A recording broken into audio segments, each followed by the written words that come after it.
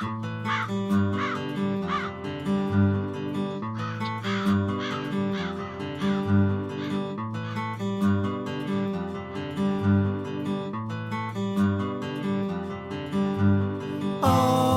our times have come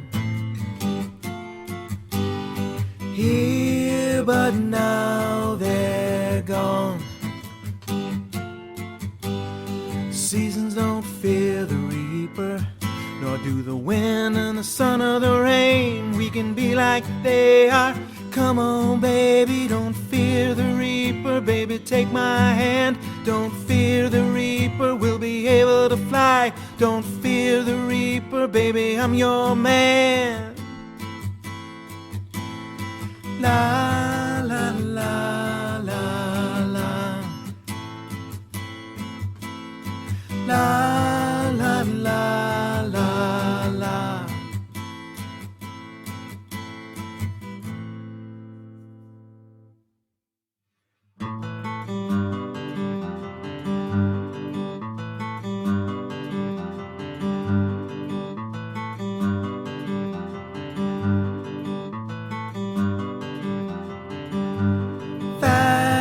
Valentine is done here, but now they're gone. Romeo and Juliet are together in eternity. Romeo and Juliet. 40,000 men and women every like day. Romeo and Juliet. 40,000 men and women every day. Redefine another happiness. 40,000 coming every day. We can be like they are. Come on, baby, don't fear the reaper. Baby, take my hand. Don't fear the reaper, we'll be able to fly. Don't fear the reaper, baby, I'm your man. La la la la la. La la la la la.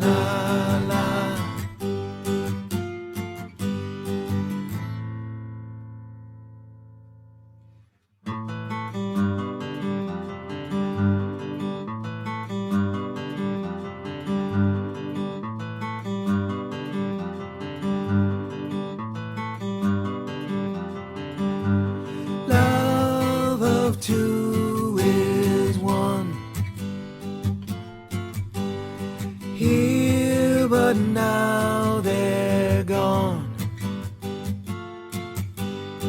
Came the last night of sadness, and it was clear she couldn't go on. The door was open and the wind appeared. The candles blew and then disappeared. The curtains flew and then he appeared. Don't be afraid, come on baby. She had no fear. She ran to him. They started to fly. They looked backward and said goodbye. She had become like they are. She had taken his hand. She had become like they are. Come on baby, don't fear the reaper. La la la la la. La la la la la.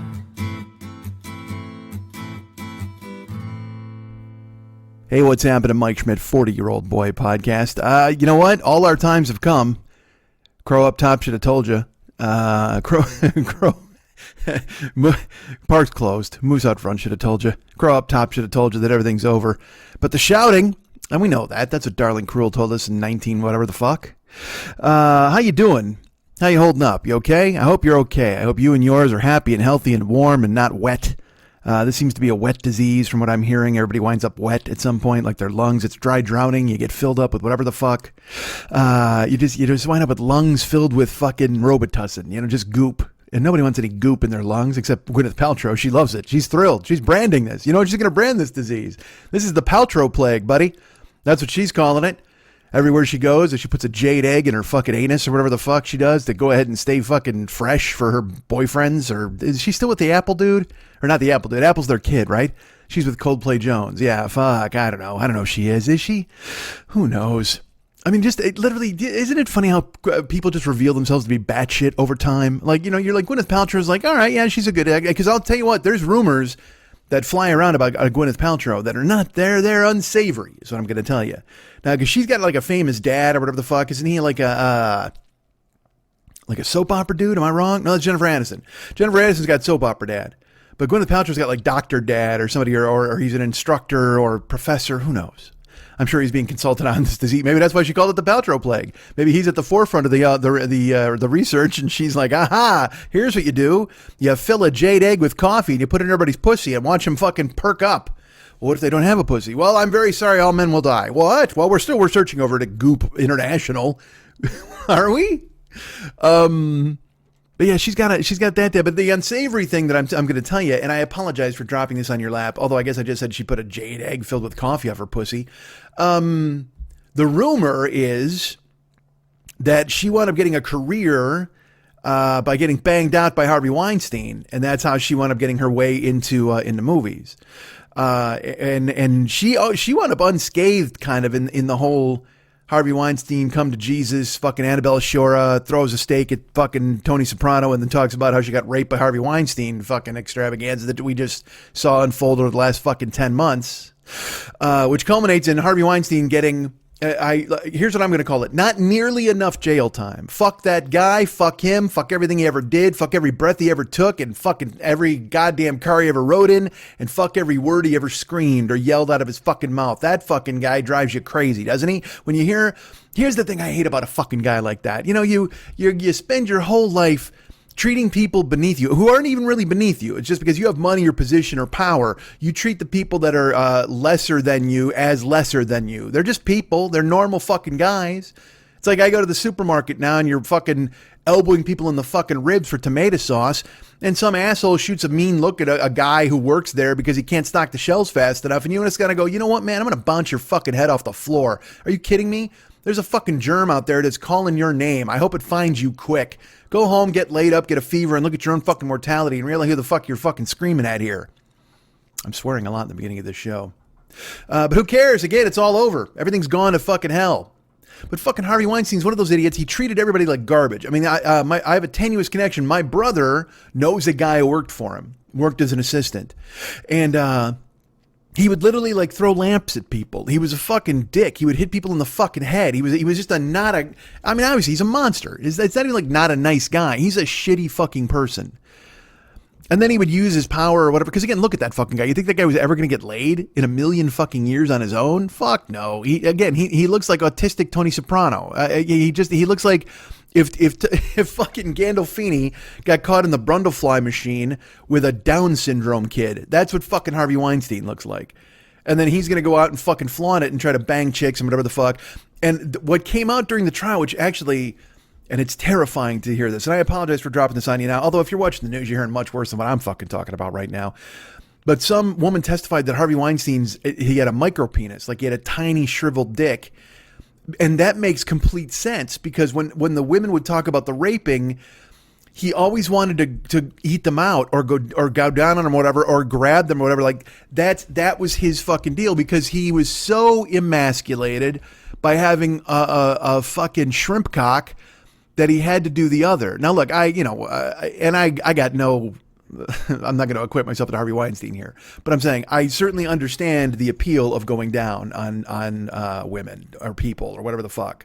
That's my favorite thing in the fucking world. But to do it in that instance in a weird position of power and to not involve your undercarriage or whatever the fuck else you're packing, that just goes toward a fucking level of shame you can't even think about. And that explains to me why he was such a fucking monster. Why he had to do this with chicks, because he couldn't fucking pull it off with what he was packing. So then he had to fucking use his power and unctuousness and fucking whatever to ooze all over them and then go down on them. Because also in a weird way, he was probably thinking, oh, this is what they like too, so I'm off the hook. This isn't really rape if I'm going down on them. And I was like, fuck your diseased fucking brain. Jesus Christ.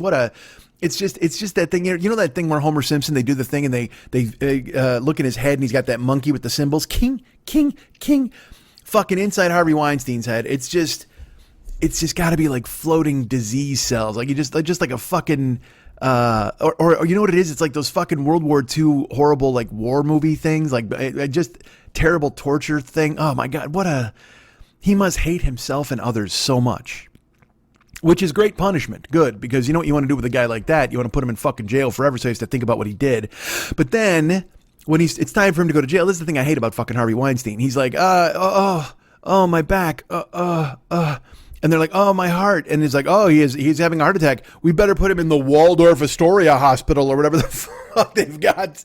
And it's like, come on, man. You don't get to fake your way out of jail. For fucking years, you raped people and did dumb shit. It's time to pay the check. Have it at long last, have the decency to go, it's time to pay the check. But instead it's like, oh, my bursitis, I couldn't possibly go to Gen Pop. Yes, you could, you fuck. You're going to go, and you're going to, you know what you're going to listen to? Instead of, because people are like, he's going to get raped in jail. It's like, nah, I don't know if that'll happen. They'll beat the fuck out of him probably. Definitely going to do that. And I'm not happy about that. Nobody should be happy. Jail should not be this automatic rape sentence or death sentence. You shouldn't root for people to get raped in jail or beaten up or whatever the fuck. But what you should hope is that all of his rights are taken away and he is treated so poorly. Like so then and then he goes to jail and then they're like, oh, he gets the coronavirus. And I'm like, I just don't know whether to believe that. I don't know if that's more bullshit from his lawyers to keep him out of Gen Pop. That's the deal. Like I'm highly contagious or I this or that or what. Fuck you, man. Go to Gen Pop or go wherever. And also, look, I'm not a death penalty guy. I don't think anybody should be killed. I don't understand the logic of it. I mean, it just seems very medieval. But sometimes you run into a guy like a Harvey Weinstein who you know has never been good, never done anything nice, never done anything he could I mean, everything he did was because he wanted something. So that guy's just taking from the planet. So, I mean, we don't have to cut his head off or anything, but I mean, is there a problem with euthanizing a guy like that? I don't know. Boy, the world's a fucking complicated place, isn't it? When you're like, hey, I'm sitting here because I'm defending not killing Harvey Weinstein, but then I'm like, isn't it okay to kill Harvey Weinstein? Shouldn't that be a guy we fucking eliminate? Because if you don't offer anything, if you bring nothing to the table, because you've never heard anybody, not one person has come out and said, you know what, Harvey's actually a really good guy. No, man, they fucking ran for the hills.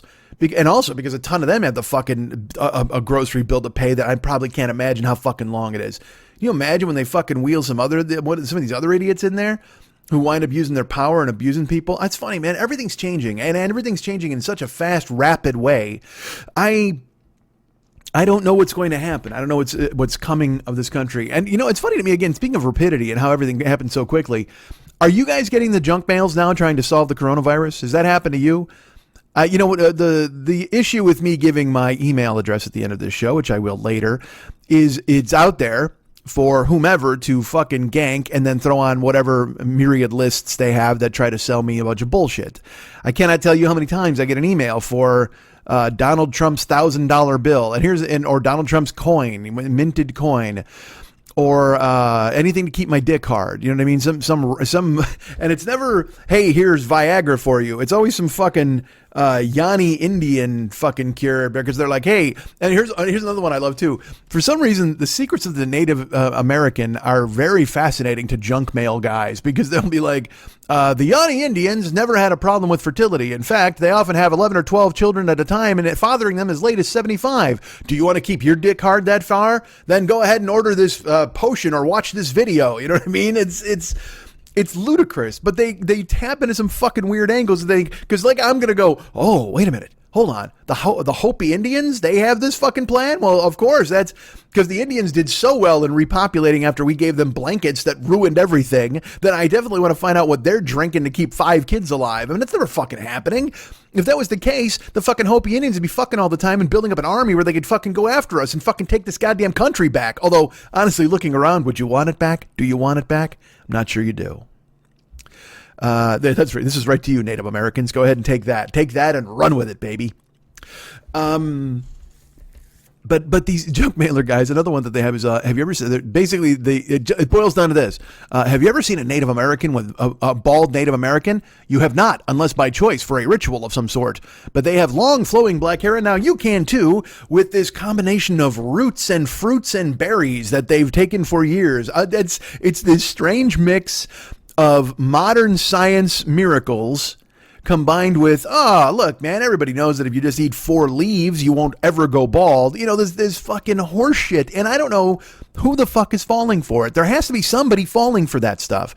I remember for years, like probably the 2000s, the 90s and 2000s, there was this dick surgery where you could get your cock bigger. They were like, hey, this surgery lengthens your cock. It's amazing or whatever. And also there was the girth one where they take fat out of your eyeballs or whatever the fuck, and they inject it in your cock.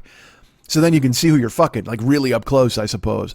Put a cornea. I'll have a cornea cock. Give me a cock cornea. Do that. I'll do that so they can fucking peer around, look at what's going on, stare in my own pants.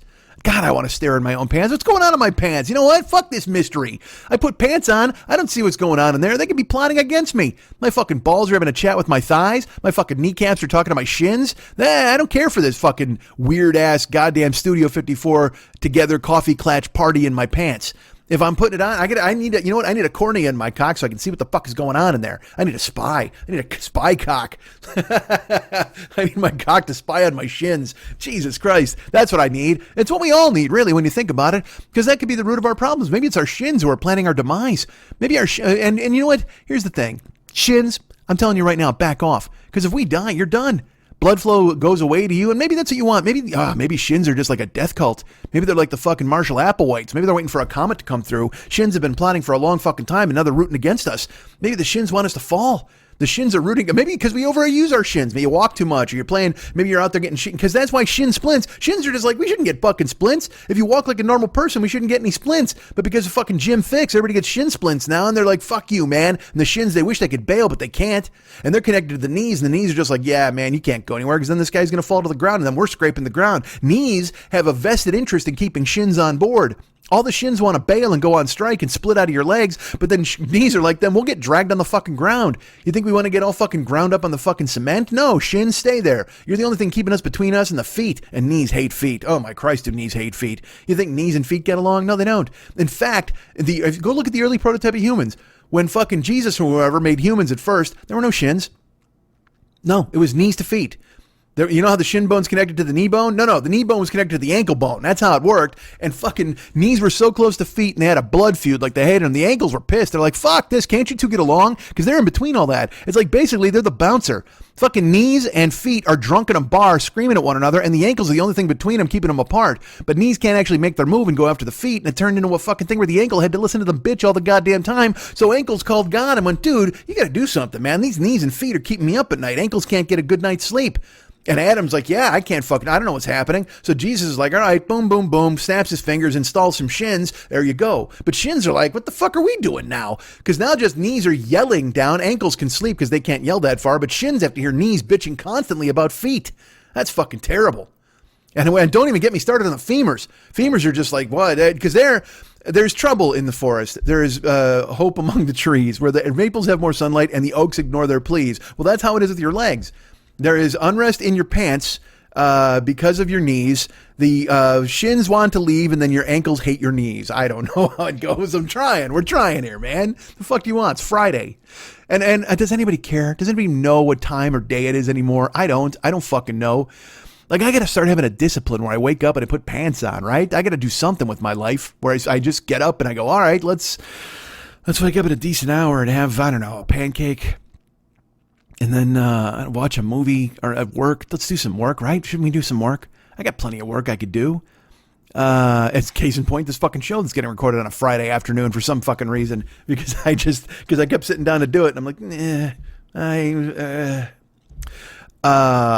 so what were we talking about? We were talking about, like fucking guys who get shit injected into their dicks.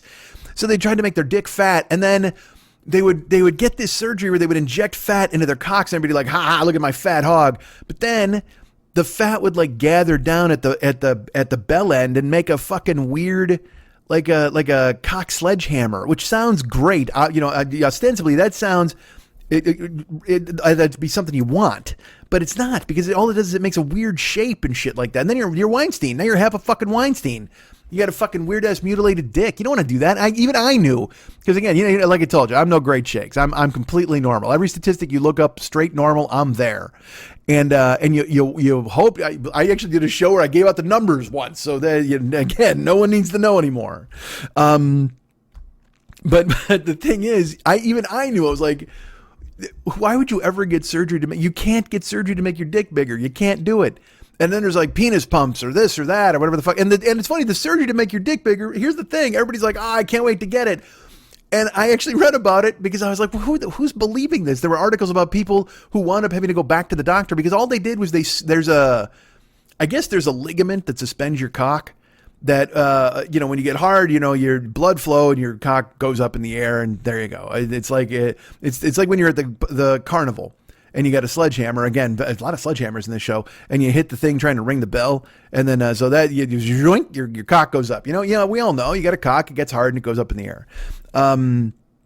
So there's a ligament, I guess, that has something to do with that. I don't know. Again, I don't know anatomy. I did not even have a GED, for fuck's sake. Hard to believe when you listen to this show, right? So, they would cut the ligament. That was the whole deal. That was the cock enlargement surgery. It's almost like it's the haircut from Coming to America. When he'd go, Eddie Murphy sits in the chair and he's like, what do you want? He's like, just make it neat. And he just cuts off his prince's lock and he goes, that'd be $20 or whatever the fuck. And he just looks at him like, Jesus Christ, you just cut off my prince's lock. All right. But that's what it is with this surgery. I'm sure it costs a lot more than $20 or whatever. And they just cut a ligament on your lap ligament. They fucking severed your lap ligament. So then you get more hang. But then when your cock got hard, it still pointed at the ground. That was the whole deal. Was it didn't have, they cut out the whole wheel and pulley system that makes your hard-on fucking stand up. So then these guys would try, and then it also interfered with blood flow. So then if you'd kind of get sort of hard, your cock was still pointing at the ground. So instead of having like a golf flag, you had a metal detector, if that makes any sense. You're just pointing at the fucking ground the whole time, which is fine. You got an elephant's trunk, which is okay. I mean, and if it's that big, whatever. But then people were like, the guys were like, my dick's not any big. And all they would gain like an inch or an inch and a half or something like that. And man, if you're playing the inch and a half game, you got to step up your fucking fingers and tongue game. You know what I mean? It's like, we'd all love to fucking just walk in and be magnificently fucking hung like our friend Peter, who's it? Peter, how do I not? Tom Byron, because Tom Byron is the guy. Oh, Peter North. Jesus Christ. All my references are 80s porn stars. Does anybody even know the name of like a 90s, or not even, like a now? Let's go now. Does anybody know a male porn star? Because I can tell you Jamie Gillis and Peter North and fucking Tom Byron and all those dudes. John Holmes, of course. I mean, Jamie Gillis and Paul Thomas. Was that his name? I think it was Paul Thomas. All these, I knew those guys' names, sadly, because they were in the credits, because there were actually credits for pornos back then. Now it's just two people in a dimly lit back seat filming themselves in a Walmart parking lot going at it. And you're just, and that's more than enough for me. That's all I need.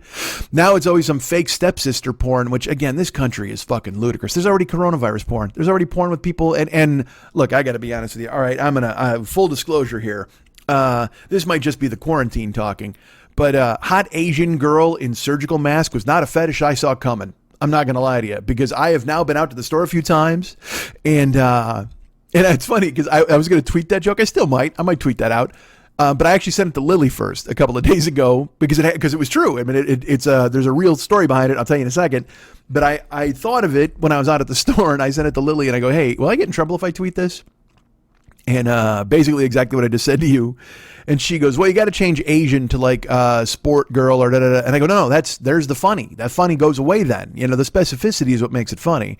And so she called me and we had a discussion about it. She's like, yeah, but you run the risk of somebody coming in and going, you're objectifying. And I go, yeah, I know. That's because fucking everything is stupid now. I go, but the funny part is the fact that I go, because the surgical mask thing is just, yeah, everybody's wearing one. So the obvious joke is to say, hey, look, I never thought hot chicks and surgical masks would do it for me, but hot Asian chick makes it specific, and it also kind of takes the edge off with the fucking coronavirus and where it came from and all these different things. And then I actually thought, I was like, what if I went Chinese girl in a fucking mask?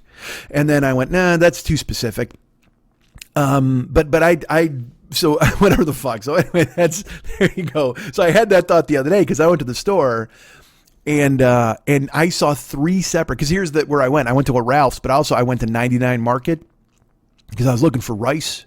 And Even they were out of rice, by the way. All they had left was sushi rice, and I'm like,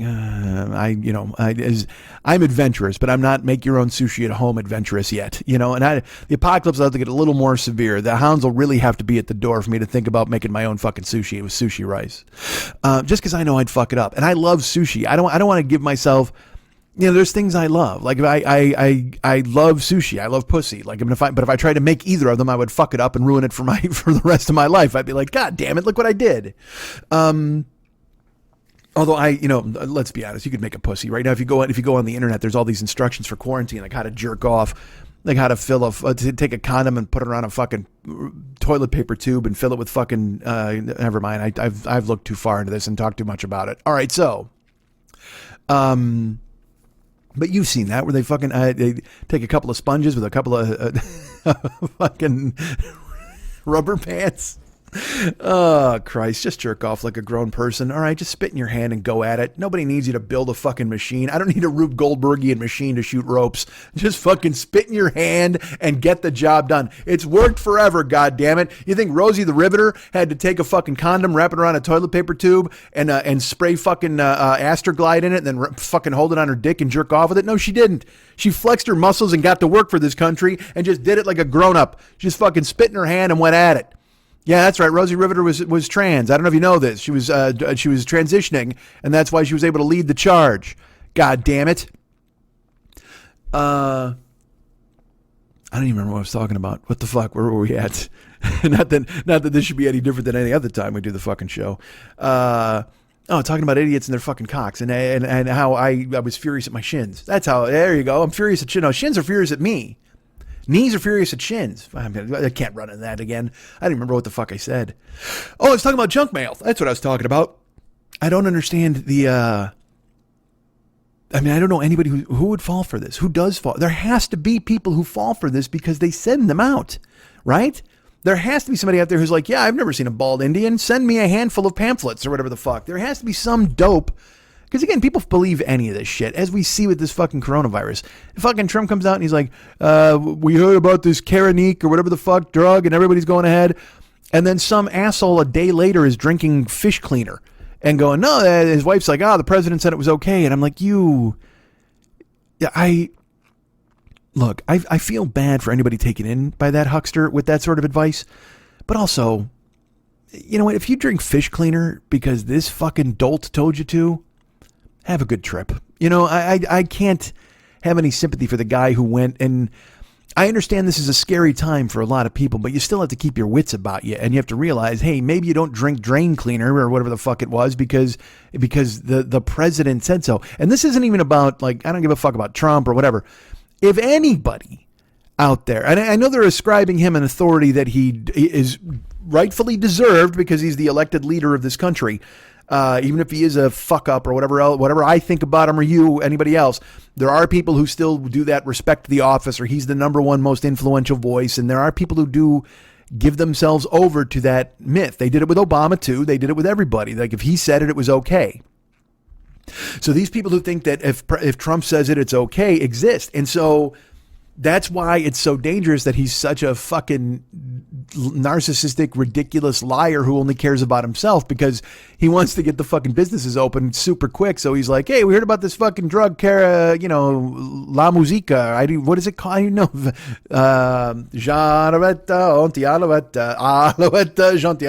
that. It's from France. So then the next day, like some fuckhead in Arizona drinks a jug of drain cleaner and his wife has to rush him to the emergency room. And then she's like, the president said it was okay. And so, don't listen to the president, whatever he does. And then there are people who seize upon that and go, see, he's killing people or whatever. Hey, look, I got news for you. If you were that close to drinking drain cleaner, eventually you were going to drink fucking drain cleaner or fish tank cleaner or whatever the fuck it is. You didn't need the president's go ahead. If you're, let me tell you this again.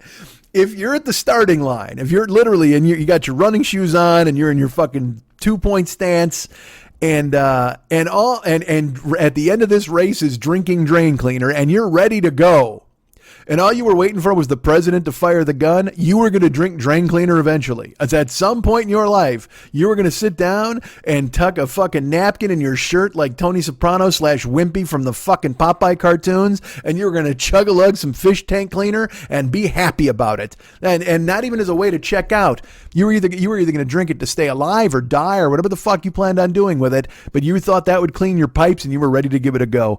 You were close enough. You did, and maybe he provided the final shove. Maybe you were standing on the precipice of drinking drain cleaner and he went, you know what, it's a good idea. And you went, all right, I'm going to believe the guy from TV. And you fucking did it. That's still on you, motherfucker.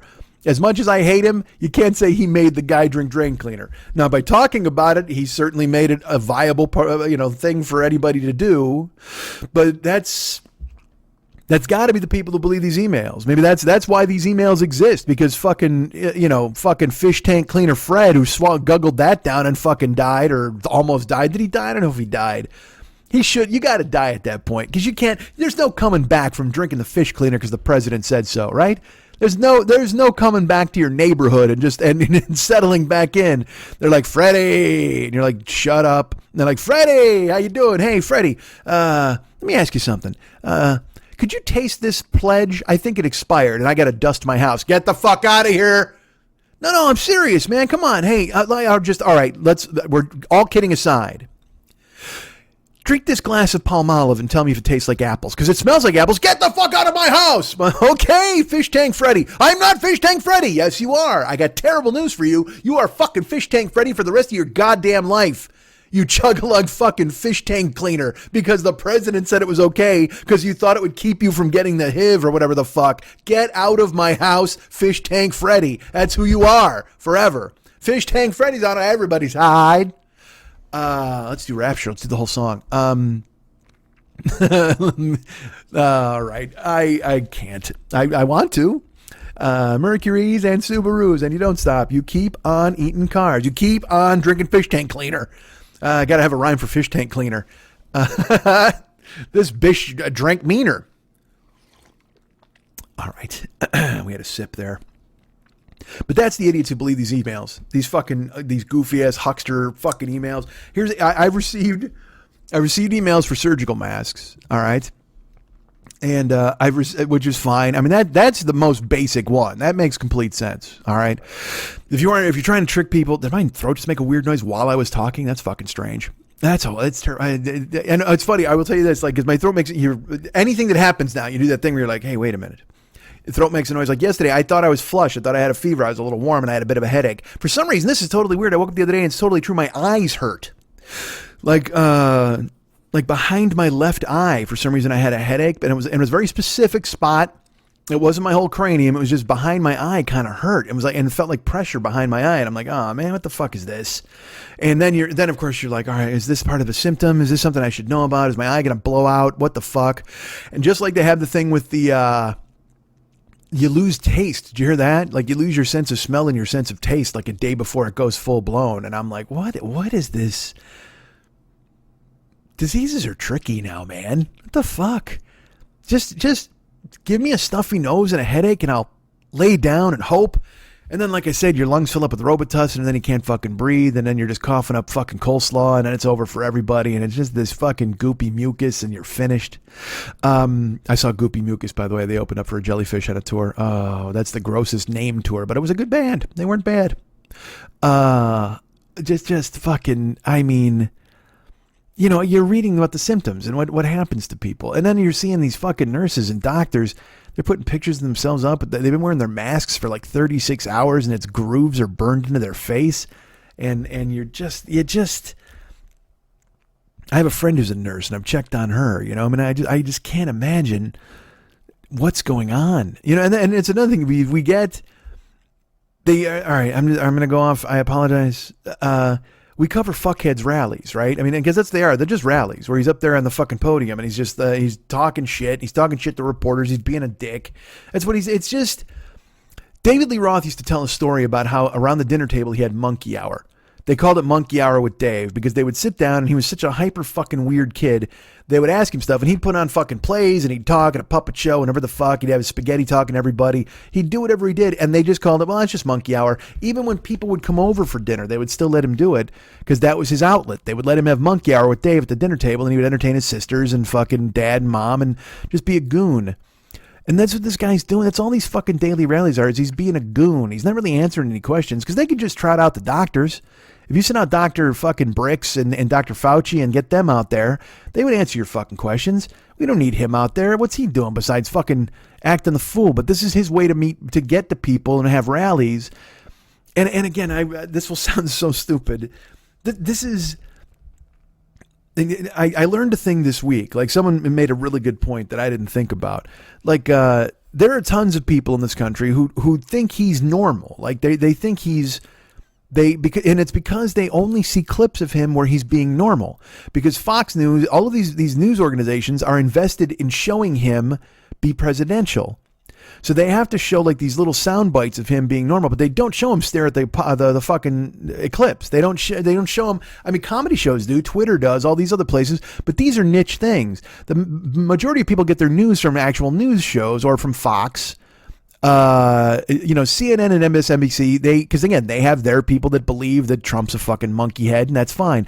But like Fox and people like that, they'll show but even CNN and MSNBC, they will show these clips of him for 10 seconds or 5 seconds where he's just answering a question and he looks like a normal guy. So then other people who watch that will go, why does everybody fucking hate this guy? Like, I mean, he's not crazy. He's answering questions, and it's the media with their opinion and the spin because they don't watch him at length. They don't see him doing fucking all the other dumb shit that he does or being mean to people or yelling or saying governors need to be nice to him in order to get the equipment that they need. It's like, what the fuck is going on? Like, you feel crazy watching it. But also, and again, I'm invested in the way I feel. You feel the way you feel, that's fine. But again, I've said this before about the debates. Like when he talks shit about Ted Cruz, if at the next debate, Ted Cruz crosses the stage, like literally crosses the stage and gets in his face, he goes, hey man, you got fucking something to say to me? You talk shit about my wife, you talk shit about my dad again, and I'm going to fuck you up, and then push him down to the floor. Now we're crossing the Rubicon at that point for American politics, but he was already crossing the Rubicon by being a fuckhead and talking about his dick at debates. Okay, so you should have said, you want to be a street thug? You want to take it to that fucking level? You fucking hump. All right, let's fucking do this. And like I said, if you physically push him to the ground and watch him cower, the whole spell breaks of him being tough or a fighter. Because I still hear people saying that. He's tough. He's a fighter. They love what he does to Schumer and Pelosi. They love that he makes some Republicans mad. And and it's just like, why? Wouldn't you rather just everything ran smoothly? And look, I would rather everything ran smoothly the way I want it to run. I certainly don't want to see these assholes all fucking conspiring. Because look, this fucking bill they passed, this relief bill or whatever you want to call it, what a bunch of fucking chumps. You got to be kidding me, right? All it has done is hasten the end of this country. And I know I'm overreacting, whatever the fuck. And again, I don't expect you to believe my political opinions. I don't want you to fucking follow. I'm a comedian, all right? That's who I am. And I'm your friend. That's it. I don't know anything more or anything less than anybody else you've ever met. I might know less. I might know a lot less. You know what? I know less than anybody you've ever met. Let's go that route. I feel better about that. I don't have any bona fides. I'm not fucking sitting here. I'll tell you what, I've studied the Marshall Plan. I don't give a fuck. I haven't seen any of that shit. I'm trying to stay alive, man. I live in my ant farm in my fucking small space. And I had this thought the other day about how bleak it was. Like I literally go couch to kitchen to desk to shower to bed. Couch to kitchen to desk to shower to bed. Couch to kitchen to desk to shower to bed. And it's fucking crazy. I mean, it just is. I wish it wasn't that way. And that's the way it is right now. But I'll tell you what, it was that way a lot even before this fucking thing. And that's on me. That's my own fucking fault. And that's why I'm not telling you that I'm some soothsayer. I know the future. I know what the fuck is this or that. I mean, I think things are over. I've been saying for a year that this experiment is over. And I'm not saying I'm prescient. I'm just saying that you could kind of see it coming because all anybody does is fight and they argue and they go back and forth and nobody wants to step up and help anybody. They want to just point and laugh. It's fucking weird. And now, Jesuit and other people are going to write me and go, this is the greatest time in the world to be alive and everybody's kind to one another and we have advancements. And yeah, we do. I'm not arguing with that. This is a lovely time to be on the planet, certainly, as we all sit cooped up in our homes and can't go outside for fear of infecting the elderly and killing them. That's what I've always envisioned in a fucking wonderful planet. I've always wanted to be a walking germ house. That's what I was hoping. I was hoping to be told to stay in, not for my own good, but for the good of those around me, because I am highly toxic. Now, I've known for a while there's possibilities that I could be toxic, and I've certainly been around some toxic fucking people to see what the examples are like. But, never did I think that I would be physically toxic and told to stay away from the elderly. And also, you ain't got to tell me twice. You think I want to see the elderly? You think that's on my fucking... Because there's two parts of me. There's part of me that wants to go to a fucking nursing home and like hug people and just go, hey, tell me your story, man. Tell me about World War II or tell me about the Depression. But that's the thing. I'm never going to run into anybody. You know, I go talk to Ernie at the fucking... the dead people store, and he's not going to be like, oh, when I was in World War II, one time I was on a crusade to kill Hitler and we wound up sneaking behind enemy lines. Nobody's got that fucking story. That's the movies. Ernie worked at a fucking factory for 35 years and cheated on his wife once, and then she found out about it and died heartbroken, but they stayed together because what else are they going to fucking do at the age of 71? And then when she fucking died, his kids were mad at him for cheating on her, so then they put him in this fucking home and he's here to rot forever. That's the story I get out of Ernie. And I'm like, wow, that's not uplifting, because there's a thing where everybody's got a story, and that's true. Everybody does have a story, but boy, did Ernie's story depress the shit out of me, and I never wanted to go back and learn about old people ever again. Yeah, there's a lot of old people with cool-ass stories or adventures or whatever the fuck, but then there's a lot of old people who forget where they are, and they like pudding, you know? So you're like, oh, Jesus Christ. So there's that dichotomy where I'm like, man, I want to comfort old people. You know, my mom will tell me a story occasionally, and she'll tell me something that she had when she was a kid, and I'm like, that is fascinating. Like, my mom told me about getting kicked out of school because she kicked a kid in the mouth. Like, there was a boy who was giving her a hard time or whatever like that, and they pushed her up against a tree, and he slipped and fell, and she kicked him in the mouth, and then she went home from school. And she got home and she told her mom that school got out early, and her mom just believed her, and then the school called and told them what happened. And my mom got in trouble, and I'm like, that's a fucking great ass story, because it's just silliness. You know, because everybody's got that stuff in them. Everybody's got that, except Ernie. Fucking Ernie, what a dope. Yeah, you had it all set. Ernie, Alice loved you. Why would you ever fucking turn on her and do that? And your kids, you had a fucking good thing going. And you had one fling with one fucking divorcee who lived in your goddamn building, and then you were hated for the next 30 years? Well, Ernie, way to go, buddy. And now look at you. Green beans and fruit cup, rest of your fucking life. So you stare into the distance and wonder what might have been. And you fucking cost Alice the rest of her fucking golden years because she was so heartbroken. She withered away, and you had to watch it, Ernie.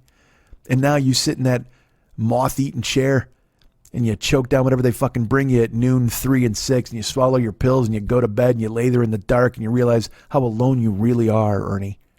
See, that's the risk. You run into an old person, you talk to him and go, tell me your awesome story. Well, sometimes your mom kicks somebody in the mouth, or sometimes you wind up with fucking Ernie, whose life took a twist by his own fucking choosing, and then he wound up going ahead and suffering the rest of his days alone, waiting for a guy like you to come in and relieve him of the burden. You're like a sin eater. If you go into a fucking old people's home and you wind up talking to these people, they just dump some shitty story like that on you, and now you got to carry that burden for the rest of your fucking life.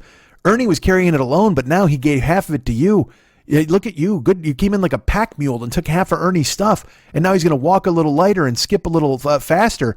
And he's gonna smile a little quicker because he realizes that somebody else hears his fucking pain and shared it and stole it and kept it and can incubate it. He can get it out of his fucking system. And you took him and you relieved him of just a tiny bit. Now look, that can be used as a good thing. The Sin Eater was a good thing back in the day. People would just like fucking put out a bunch of fruit and shit, and a guy would show up and eat it, and he was stealing the sins from your household.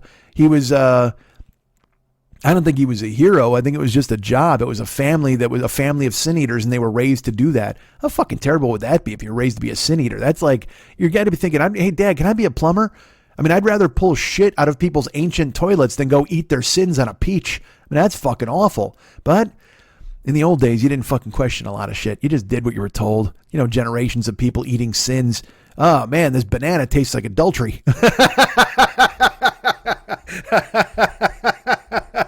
Holy fuck, these grapes taste like sloth. Oh, you can't be too picky as a sin eater. You don't know what grapes really taste like. Grapes are delicious. I bought green grapes a week ago. You know how delicious green grapes are? Unless you're a sin eater, and when then they taste like greed. You're like, oh man, these fucking grapes taste like greed. Fuck green grapes, I got greed grapes, baby. Choking them down like a goddamn sin eater, making sure your family's comfortable with their situation, and I gotta mope around like fucking terrible people. Damn it. I'm ingesting all of your fucking sins. Fucking Ernie. Oh, man. Who's falling for this shit? Who's so fucking, what the hell are we talking about? Trump? Probably. Because he's fucking dominating the goddamn conversation at this point, and I don't want him to. And again, don't believe me. I don't care if you believe me. It's fine. You don't have to agree with me. If you can't see he's a fuckhead, there's nothing I can do. I can't help you. If you think he's some, dangerous imp who's upsetting the apple cart of democracy and giving a needed tweak to these stuffed shirts. He's not Rodney Dangerfield in fucking Easy Money. He's not, or in Back to School even. He's not Rodney Dangerfield in Back to School at all. He is, but he's not likable. Let's put it that way. He's the Rodney Dangerfield of Back to School, but he's not likable at all. Adrienne Barbeau fucked all the midgets and everybody else for a reason, because Rodney was a fucking lout. Hey, guy might have been a maniac. That's one of my favorite lines of all time. Fucking Keith Gordon is buying, I think I've talked about it. Did I mention this on the show? I swear to God, I just told somebody about this. Fucking Keith Gordon, they're buying books in the college bookstore. And he looks at Keith Gordon's book, Keith Gordon, his son, and Rodney goes, "Well, there's markers all through this book." And then Keith Gordon is like, "Yeah, because the guy who had it before me, he outlines all the passages that you need to study, so then you got to get a leg up on the lectures." And Rodney goes, "Oh, I'll tell you what, that guy could have been a maniac. I want to get some new books, Shakespeare for everybody, on me." Dude, fucking Shakespeare for everybody on me is hilarious, but that guy could have been a maniac is one of my favorite lines. Maniac that's an underrated word. That's a word you don't hear enough. That guy's a maniac. This fucking dude's a maniac. Oh, really? You're going to trust that guy? He could have been a maniac. A maniac. What a perfect word. Oh, man. See, I got the sniffles. I got a headache. I got sniffles. I got it. I got the trips. I got the HIV. I got whatever the fuck you want to call it, the Rona. It's fucking happening. I'm falling apart. See, you can convince yourself of that shit. And nobody helps with their bullshit emails. Like I said, you get these fucking, I get these one, again, they offered me a surgical mask. Now, again, that's the baseline. That's the pyramid. That's the first one you send out. If you're the fucking ghouls in the email industry, you send out the one for, hey, your family needs surgical masks to survive the coronavirus. They might as well just have that. Have a fucking Dracula call you, blah, are you with the coronavirus? Blah, blah. Fuck off, man. Don't scare me with fucking email monsters and shit. But that's what they do. They send you, they send you a fucking mummy who's like, aha, how do you feel? Do you have a fever? I don't know why the mummy talks like that. But that's the baseline of all of these ghouls, the surgical mask. They come at you with the surgical mask. You're like, oh, well, yeah, I guess I don't know if I want a surgical mask, because you shouldn't. You should just, stay inside. Just stay in the house. You don't need a mask. You don't need, and I'll tell you what, if I'm going to get a mask, I'm not getting, because also, do you really think that cloth bullshit is going to save you, that fucking weird ass surgical mask? Because then they bump it up. Then they're like, all right, well, here's the N95 mask. It's tripled layered for your protection. And oh, fuck, I don't know. Is that something I want? Is that something I need? No, you know what I need? I want, if I'm going to get a mask, fuck your N95, fuck your surgical mask. I'm going to get a Bane mask. That's what I'm going to do. I'm not going out in public. If it gets to that point, like right now, I don't give a fuck. I walk out, I breathe, I hope.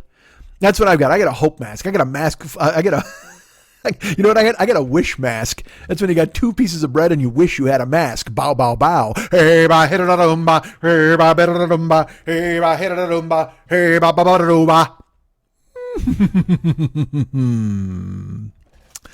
What do you want for nothing? Rubber biscuit? Bow, bow. I can't even get through the end. I just did Rubber Biscuit. Go listen. Please, if you take nothing from this week, please go listen to Rubber Biscuit. Just for me, just to know that was a thing that somebody recorded once and put it out there.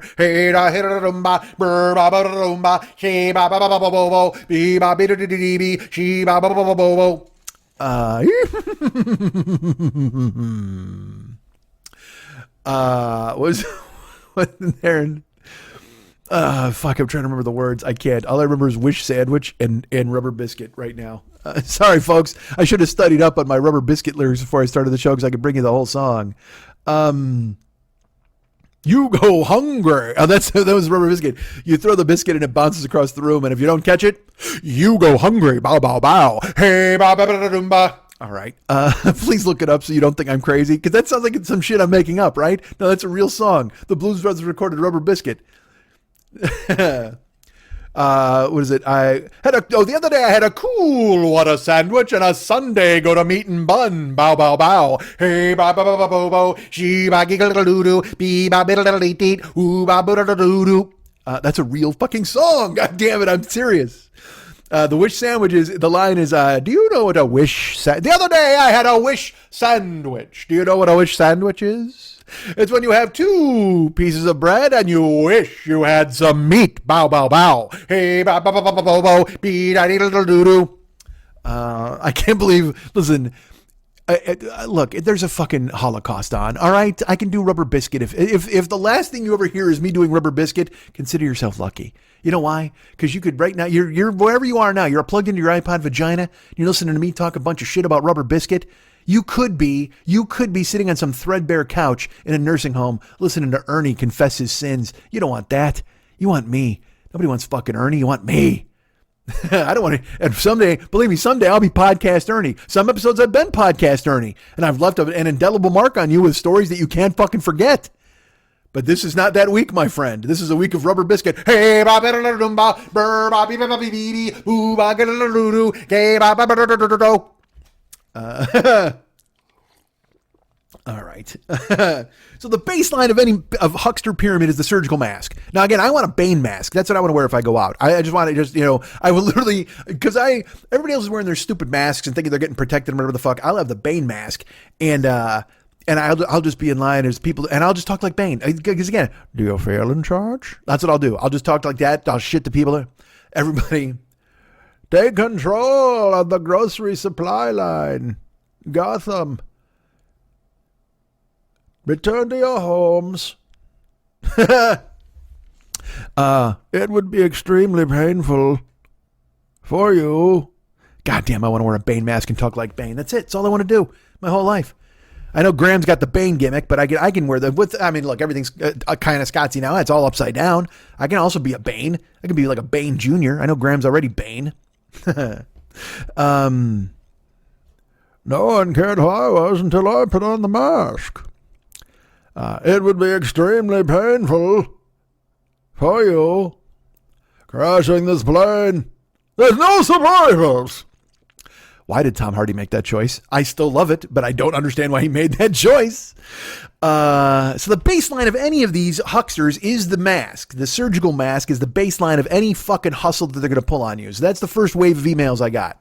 Because that was the one they could get out quick. Because you can they could take a fucking, 4 paper towels and put a rubber band around it and call it a fucking mask. That's what these assholes do. They're just like anything they have lying around. They're cutting up like spare sheets, bed sheets, whatever, and going, oh, we've made these surgical masks for you.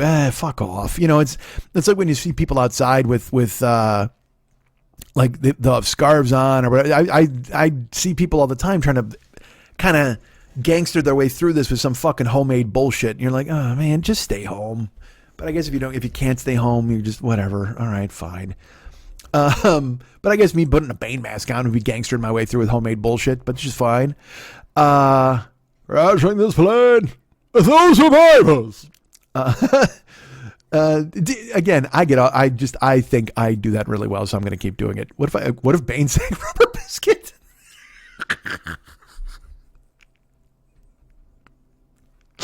Somebody put a bullet in my head, please. Come here and kill me. Just kill me.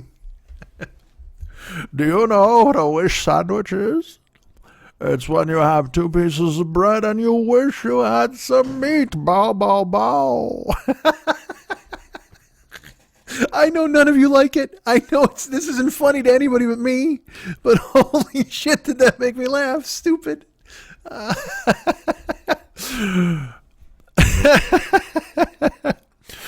The other day I had a cool water sandwich and a Sunday go to meat and bun. Bow, bow, bow.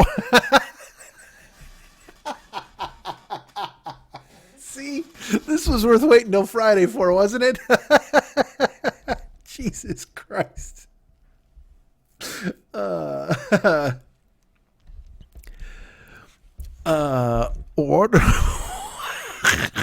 Never mind. All right, stop. What do you want for nothing? A biscuit? All right. So I expect the hustle on the surgical mask. You see that coming, right? These motherfuckers, because you can make a surgical mask out of anything. You can cut up a fucking quilt or some old underwear or whatever the fuck. I mean, how many times I'm sure you've seen this fucking thing going around where guys put like a thong over their head, like a woman's thong or like woman's a fucking pair of panties or something. And they're like, ha ha, look at me. I'm surviving the apocalypse with ladies' underwear. Ha ha. Oh, aren't you clever? Stranded in your fucking house, you fuck.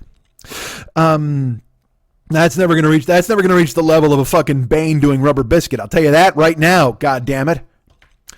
So the surgical masks are easy to fucking gangster. They can just cut up some fucking shit they got lying around the goddamn factory. Because again, just last week they were selling some hoarder bullshit, some fucking fake food or whatever the fuck they got. And you know who else should go to fucking jail? The Inquirer assholes. The headline is coronavirus cure found. The Pope with coronavirus. It's just, you fucking dicks. And I'm sure the Pope will get it eventually. You know, he's had his face in enough kids' panties or whatever the fuck. He's got his face buried in some 8-year-old's ass. I'm sure that's where the coronavirus lives. No, actually, you know what? The Vatican's probably safe because young people aren't dying, right? Are they? Or are they? I don't want to spread misinformation. I know toddlers can get it. Anybody can fucking get it. That's the thing. Because in the beginning when they're like, well, it's mainly old people who are dying. So then people can just go, well, old people are going to die anyway. Let's go ahead and make some money. You know, that always gives people an out. These ghoulish motherfuckers who can just go, well, you know, old people could die eventually. And that thing came around this week where they're like, I'm sure a lot of old people wouldn't mind dying to save the planet for their young people, save the economy, not even the planet, save the economy for their young people. Why would we crash the greatest economy in the world? So if some old people got to bite the bullet and you know who's quaking in his boots? Ernie's hearing that shit and just going, fuck, they can't leave me to die. Although sometimes when it's dark and cold and quiet at night, Ernie wouldn't mind checking out because he knows what he did to fucking Alice and it fucking lives with him. It sticks to him, even if he gave you half of it.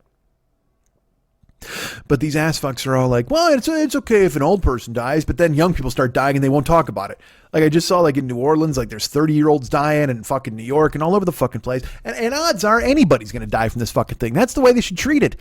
But if they marginalize it and they can convince you that only old people will die, well, then they'll figure young people want to go out of their house and drink and party and go to fucking basketball games. And every day we get closer and closer. Honestly, they should have shut down the NHL. You should shut down the NBA now. You should just fucking say, look, man, we're done. We're not playing again this year. Because every day they always talk about turning the corner and what could the NHL playoffs possibly look like? And then yesterday they're like, hey, another guy from the Ottawa Senators tested positive. And it's like, do you think these guys are ever going to play this year? And like, I'm hoping in the future they play. Because again, there's everything's a coin flip at this point. You know, if this is some kind of, because they're still figuring out what this is. You know, even with science working as hard as they possibly can, they can't get a vaccine for 18 months. And now we're finding out that it stays alive for 17 days. If you've got a virus that stays alive for the entire duration of the title of a Prince song, then you know that you're going to fucking die. Jesus Christ. And they're like, scrub your surfaces and clean everything with bleach and do all this stuff. And you know, you're talking to people who don't even want to fucking, they don't even want to go check the mail. You know what I mean? And it's I don't know. It's all these people want their distractions back, but nobody's dealing with the reality of it. A lot of them, I mean, look, I don't want to say nobody. That's a broad brush. There are a ton of people who are taking this seriously, a ton of people who are practicing self-isolation and quarantining, and it's smart. It's the only thing you can do, as we've been told. But then there are all these other people who go to spring break or like I guess at Chicago yesterday, there was a ton of people on the beach. And people go out for a run or they're walking and they're all close to one another. And then there's people who come in and they go, well, they said the social distancing. If you're 6 feet away from everybody, then you're okay. You're safe. All right. Are you telling me you were somehow 6 feet away from everybody when you walked out of your fucking house? You weren't. To go to the fucking beach. I know you don't feel sick. I know you don't think you're sick, but we're told that we could possibly have this. And the funny thing is it's setting up this huge apocalyptic moment where either a ton of people are going to fucking die and the people who self-quarantined are going to be right and see like, hey, I told you so. Or we're going to get through this and not a lot of people are going to die. And then a lot of assholes are going to smirk and go, see, I fucking told you it was all overblown. It's just like the fucking flu. And neither of those outcomes is welcome. Nobody wants a bunch of punkin' people to die. And nobody wants anybody to be smug assholes and just go, told you nobody was going to die. So you find yourself walking this weird fucking line where you're like, well, I don't know. Could the right people die? That'd be cool. But you don't want anybody to fucking die. I don't. I mean, I don't. As bad as things are, nobody wants to see anybody fucking die. Like I saw a story yesterday. Some pastor in, West Virginia, maybe? I don't know where the fuck he was. And he was one of the first guys who came out strong and said it was a hoax. He put out stuff on Facebook. He told everybody it's a hoax, live your life, blah, blah, blah. And then he dies from it. And no matter what spiking the football you feel needs to be done, no matter what Nelson Muntz finger pointing gif you want to put together for that guy, he still had to, it could not top the thoughts he had in his last 10 minutes on this planet, where he realized that the thing that he had ridiculed and made fun of was going to take him away. And not only that, but he had counseled others close to him to ignore the severity of this situation, and he had mingled with probably parishioners and family members and maybe youngsters and kids, and he has to live for at least 10 more minutes with the knowledge that he may have been fucking patient zero to kill a ton of people in his area, people he may have loved and counseled before with good advice. So you can make fun of that guy, but it's a fucking tragedy that he died. I don't like Boris Johnson. I don't know a fucking thing about him. I know he looks like a dope. And I know that he's fucking ignored this crisis as much as he possibly can. And I don't agree with his politics. But I read today that he got the coronavirus and I gasped. Even though if he's counseled about it, even though he shook hands, he bragged about shaking hands with coronavirus patients, and now he has it. And it's that thing where people are like, oh, special Darwin Award for Boris Johnson. He got the fucking disease because he ignored it and blah, blah, blah. And that's what you get. And I understand that instinct. We all do. But nobody wants to spike the football on somebody dying, right? Do you? Nobody wants to fucking laugh at that. At least we shouldn't. But that instinct's in me too. You know, I when I saw the first thing about the pastor, I was like, fuck you, good. And there is a part of me inside that is just like, you know what, man? I kind of hope 1,000 people die in a Florida town, like in a day.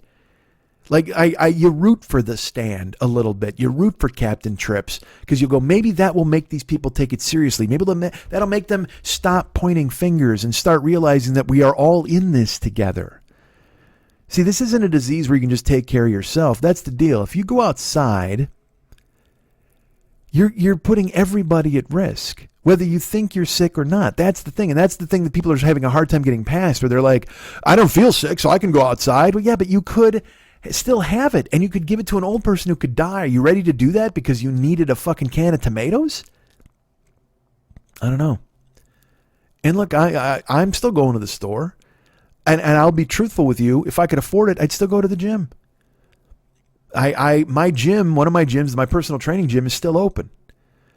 But it's funny because I contacted John about possibly getting together or doing 1 or 2 a week, and he won't go even. Because he's quarantined with his girl and his dog, and he's like, you know what, man, it's not worth it. And good for him. And it set my brain right. Now, it sucks because I've now gone to fucking, I've literally put on 20 pounds in a month. I lost 60 in 6 weeks, and now I've put 20 of that back on, and I need to do something. Besides, I've invented some words while this has been going on. Here's a word, because I'm eating, I go shopping, and you're looking for pasta or rice or meat or whatever, anything that can sustain you, because there's no eggs. And but I bought egg noodles, I bought mac and cheese, I got them and I bought bread because there was bread. And it's funny, like I don't want bread, but I bought bread because it's like I'll have bread here to eat just in case. And so I have invented a word. Everything I bought is garbage. That's all I'm eating. I'm eating chips. I'm eating bread. I'm eating noodles. It's just garbage. That's all it is. And I don't mean garbage like fueling up on garbage. I mean like garbage with a C. That's all I'm fucking, and you're just like, man, you got to stop doing that. I want to go to the park and run. I want to go lift. I want to do things. Like, part of me is like, what the fuck could I use? How could I do curls? I don't have big enough books, dictionaries, whatever the fuck. Any of that stuff, man. But here's the 2 words I've invented. I feel like Rich Hall with Sniglets, and these might have already been invented. I probably am not I'm not ahead of the curve here. But I think you're finding out a lot of things about this fucking this quarantine and this. I think one of them, this word, jobsolete. Because I don't know what's going to happen to my job, to comedy, to the entertainment industry. because we have two different camps. But it's funny, the Venn diagram is everybody. Everybody's in both of these camps. You hear all these people who are like making fun of celebrities and ripping the shit out of them and saying, oh, fuck them and whatever. And oh my God, they have everything. And Madonna's an idiot and blah, blah. And yeah, but then those same people are like, hey, tell me what movies you're watching. Tell me what podcasts you're listening to. Tell me what music you're listening to get you through the quarantine. And you want to say, hey, assholes, that's the same fucking people you're making fun of. You know, if you love these movies and then you make fun of the celebrities and tell them, fuck you, haha, now you're like us. Well, you're invalidating your own premise by saying that what got you through the quarantine was watching these movies or listening to this music. I mean, yeah, celebrities can be fatheads. There's no doubt about it. But they have immense talent, and that's why they're celebrities. It's this cause and effect that you can't argue. You can say, well, they're not better than us. Well, yeah, that's true. Like the argument I always hear is when they're like, oh, celebrities are anti-gun, but they want to have security with guns surround them and help them. Well, first of all, nobody has security with guns surrounding them. Some assholes might, Johnny Depp, because he's guarding fucking an ocean of wine. But a lot of people, yeah, they have to have security. You know why? Because there are fucking numbskulls out there, and you'll see them. And Rebecca Schaefer fucking answered her door and got shot 8 billion years ago, and that made everybody go, fuck, we need to protect ourselves. The most disingenuous argument is always when they'll talk about walls. They'll be like, oh, celebrities don't want walls between us and Mexico, but they'll build walls between us and their house. Well, it's not the same thing, you fucking idiots. You know, America is not your private property. You want to build a wall around your house? Go ahead. You know what I mean? It's like, but building a wall along the entire fucking border is unfeasible and also just fucking stupid. But whatever. And I'm not here to argue those fuckheads. I don't. What was I talking about? I was talking about another thing. Let's get back to Rubber Biscuit. But Jobsolete. Like, I really don't know what's going to happen for basketball players and stuff now. Because, I mean, it's like they had NFL free agency, okay? And all these football players are getting all this money. And you can see there's this simmering undercurrent of people on Twitter going, why the fuck should that guy get all that money for catching a ball? Now, this has been building and building for years. I've seen it been going through my entire adult life. People on internet forums, once the internet sparked up, I could see that there was this real distaste for athletes getting a lot of money. But nobody minds if the owners make a ton of money. Nobody minds if the owners raise ticket, because they always say raise ticket prices. Oh my God, if you pay all this salary, you got to raise ticket. No. You think the owner's raising ticket prices because he had to give Manny Ramirez $28 million? No, they make all the fucking money in the world. The TV money alone pays for the contracts. All the fucking ticket money and the concession money goes to the fucking owners. So don't think that the players are responsible. But the problem is the players are the front line. And also everybody thinks they can play baseball. Everybody thinks they can play basketball because you grew up doing it. Now, were you good enough to make the pros? You weren't. But boy, my fucking neighbor's got his TV rolling. You can hear it. God damn it. I apologize for that being. Can you hear it? Listen.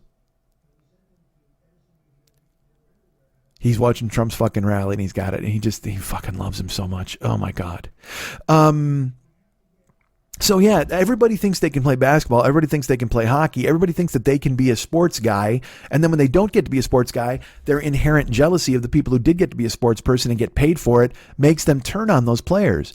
But they don't turn on some fucking button-down asshole who owns a team and you know, raises ticket prices and lets fucking players walk because they think the players are greedy. Well, it's like that dude's worth $8 billion. Why can't he fucking just pay the contract? Oh, and then they'll come in with this argument where they're like, well, you know, you're running a business. If this guy's running how do you tell him how to run a business? Well, the athlete's life is his business. That's so he has to run it his way. So if he has to go to another town and get a better contract, then that's what's going to fucking happen. And he makes all that money to catch a ball. He makes all that money to shoot a puck. Well, actually, bullshit. It's never he makes all that money to shoot a puck. It's always he makes that money to catch a ball. He makes all that money to shoot a basket, and he makes all that money to throw. And it's because there's an underlying current of racism in people who don't like the fact that the majority of pro athletes are black or minorities or Dominican or from other countries. Because that's another thing you'll hear. Oh my God, yeah. Oh, if you don't like this country and you don't like the money you're making here, why don't you go back to the Dominican Republic and make 7 cents to work in a fucking grocery store? It's like, hey man, if that guy's a fucking badass shortstop, why shouldn't he get paid for it? He doesn't come to America and look at being a famous shortstop as a favor you're doing for him. You're paying him for services rendered. He's out there being a badass and helping the team win. This is a boring argument. I'm sorry I spun off into it, but it to me it highlights a lot of the undercurrent of rage and stuff that we have amidst people now, where they judge celebrities and they're mad at them, but then they must consume their product. They just consume their product. And I'm not saying everybody. Again, this is not broad brush time, even though I do broad brush a lot of shit. And if you live a Spartan lifestyle and you don't ingest anything from celebrities and you can entertain yourself by making macrame, good for you. Make me a goddamn throwing star out of yarn and popsicle sticks and we'll call it a fucking day. But if you're somebody who listens to me or listens to other podcasts or watches movies or watches music and then bitches about the fact that celebrities make money or have opinions, then you're just out of pocket, man. You can't be fucking doing that. Because look, and look, celebrities are dumb fucks. I mean, some of them are. Madonna in a bathtub with a new face. What the fuck did she do to herself, man? Madonna. Let's talk about this. Madonna has gone through so many fucking changes. We talked this a million times. Like I said, Madonna got so skinny at one point, fucking her might have been like putting your dick in a soda can. I mean, it's like that's all edges and angles and shit like that. Because look at her. She was all whip and gristle. But now, you know, as she's aging, she's a maniac. Ha! And so she's tried to get ahead of it by letting people cut the fuck out of her face. So now because there was a video of her singing about fried fish. I don't know if you saw this. All right, she put out a tweet where she was singing something about eating fish to the tune of Vogue. I don't even know what the fuck it was. It made no sense. And the best thing about it is the only reason I saw it is because Weird Al tweeted it and commented, not so easy, is it? Which made me so fucking happy because it was like, oh, you totally dunked. It was hysterical and awesome. It was funny because, you know, Weird Al gets a bunch of shit, a rash of shit for what he does from a lot of people who don't realize how fucking cool the guy is. So he fucking hammers a dunk in Madonna's face and it's like, yeah, but then of course the roaches come out and so then a billion people have to dunk in Madonna's face and make fun of her and shit like that. But then she does shit where you just go, all right, make fun of her. She's an asshole. She's in a fucking bathtub talking about the coronavirus or whatever the fuck. You're like, all right, you know what, Madonna, turn the camera off. What the fuck do you think you're doing here? You're not educating anybody, but that's the problem is some of these people live in this bubble and then they fucking convince themselves that they are an authority. So I understand hating those people. But other people are just trying to live their fucking lives and make their art. I don't know. You want to follow somebody cool? Go follow Miranda July. Follow her on fucking Instagram and see the cool shit that she's doing. Or fucking Margaret Qualley having fun and being cute. Or Giada De Laurentiis, who's, again, who should live in my mouth. But she's very busy doing cooking classes and stuff online with her daughter. It's cute as hell. God damn it. Do those things. Those are nice celebrities. Although if someone's going to write me with a story about how mean Miranda July was once, and I'm going to be like, all right, I don't know anything about anybody, all right? I mean, I know some celebrities who were fucking jagoffs to me, and I know some celebrities who were totally cool to me. You know, some days you're getting hugged by Richard Gere. Some days John Singleton is fucking walking away and ignoring you in front of 10 different guys. I mean, it just fucking happens. The fuck are we talking about? Oh, hucksters. Yeah, Bane masks. Jesus Christ, we spun off. I apologize for spinning off.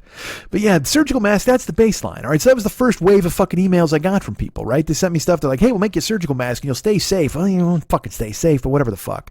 Then the next thing I got was face shields, which fucking cracked me up. And they're like, is the surgical mask not enough?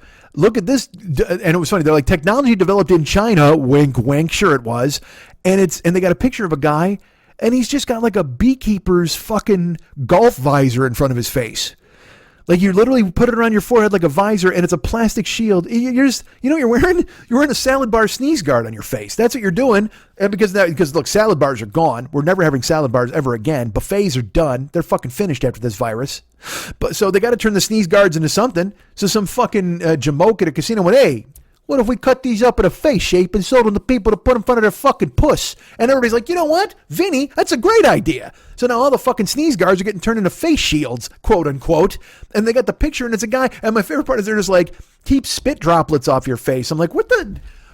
I mean, if I wear this to basic training, maybe then it's a fucking worthy investment, but nobody else is putting spit droplets in my face. Anybody who's that close to me putting spit droplets in my face is going to get spit dropped on the fucking street and they're going to be coughing up teeth. Get out of my fucking face because spit is gross.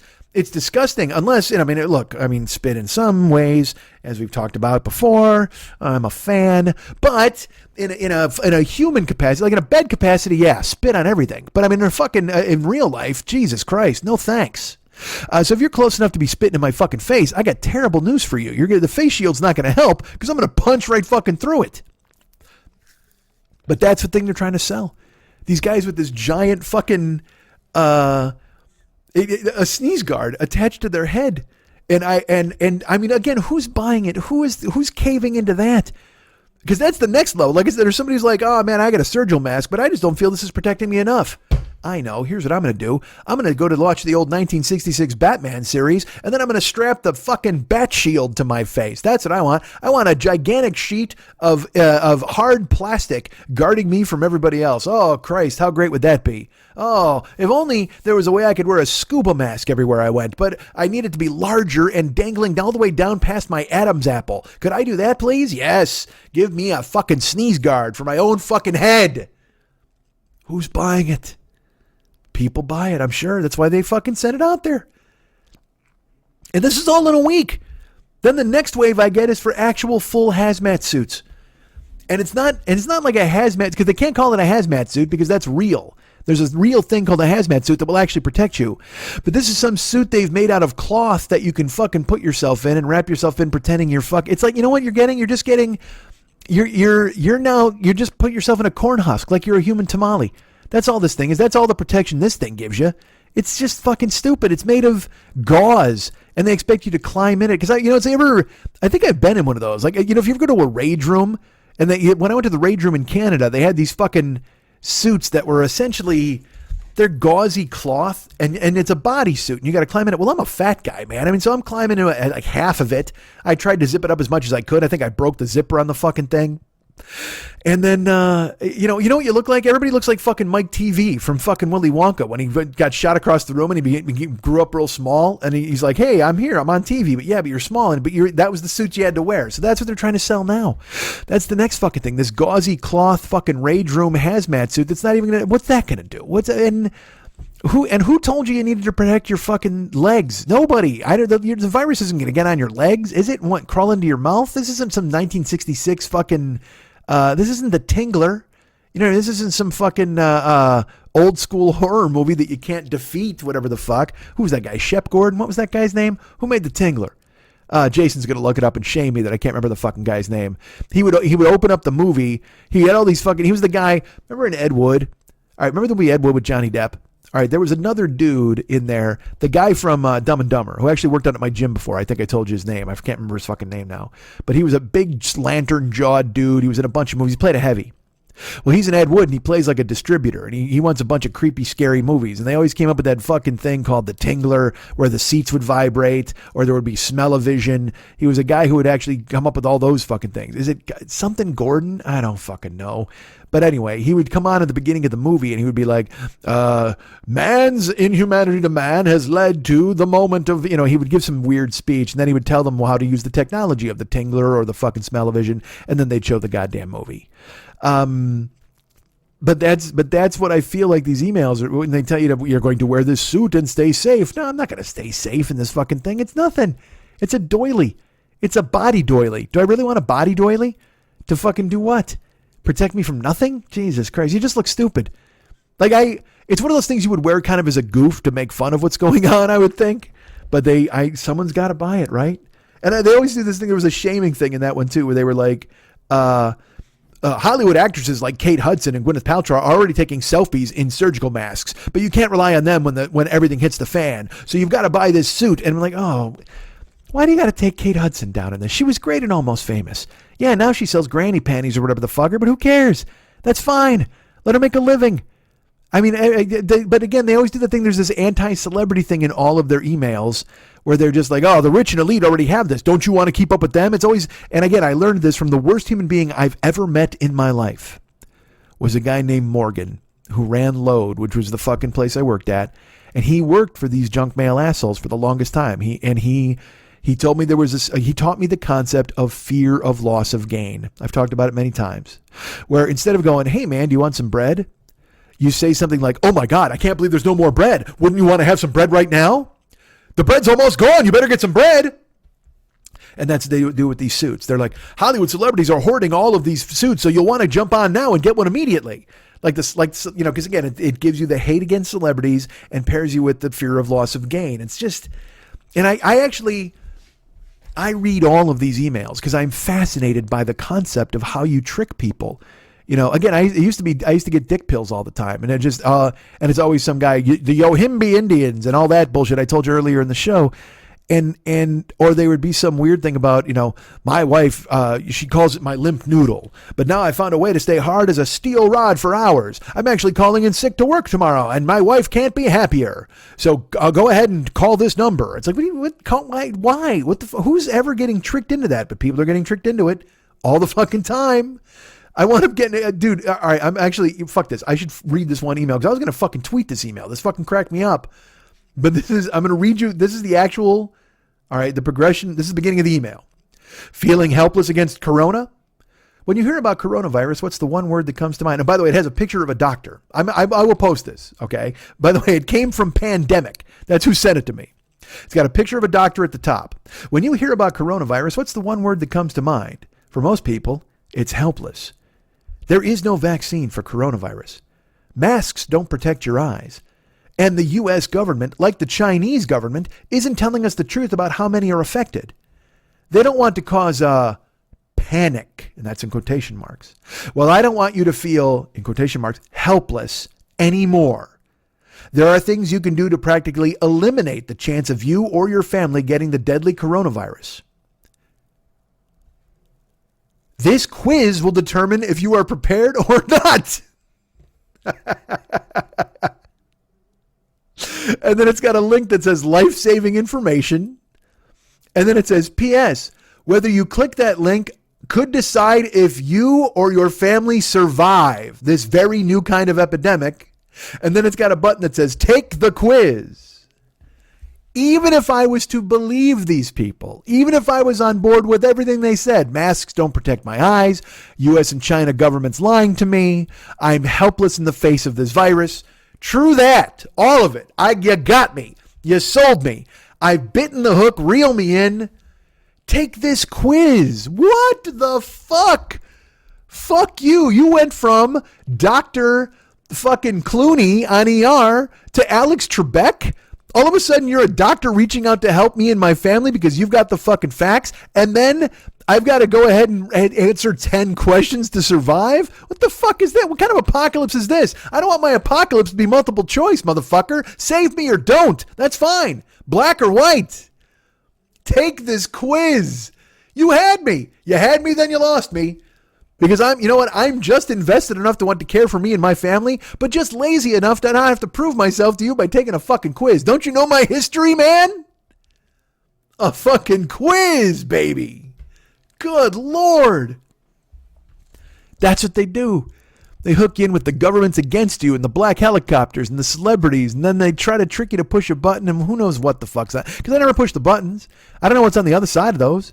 Could be the cure. I don't fucking know, but you're not getting me that way, man. It's funny to see them ramp it up. I got one yesterday. Now they're up to essential oil spray.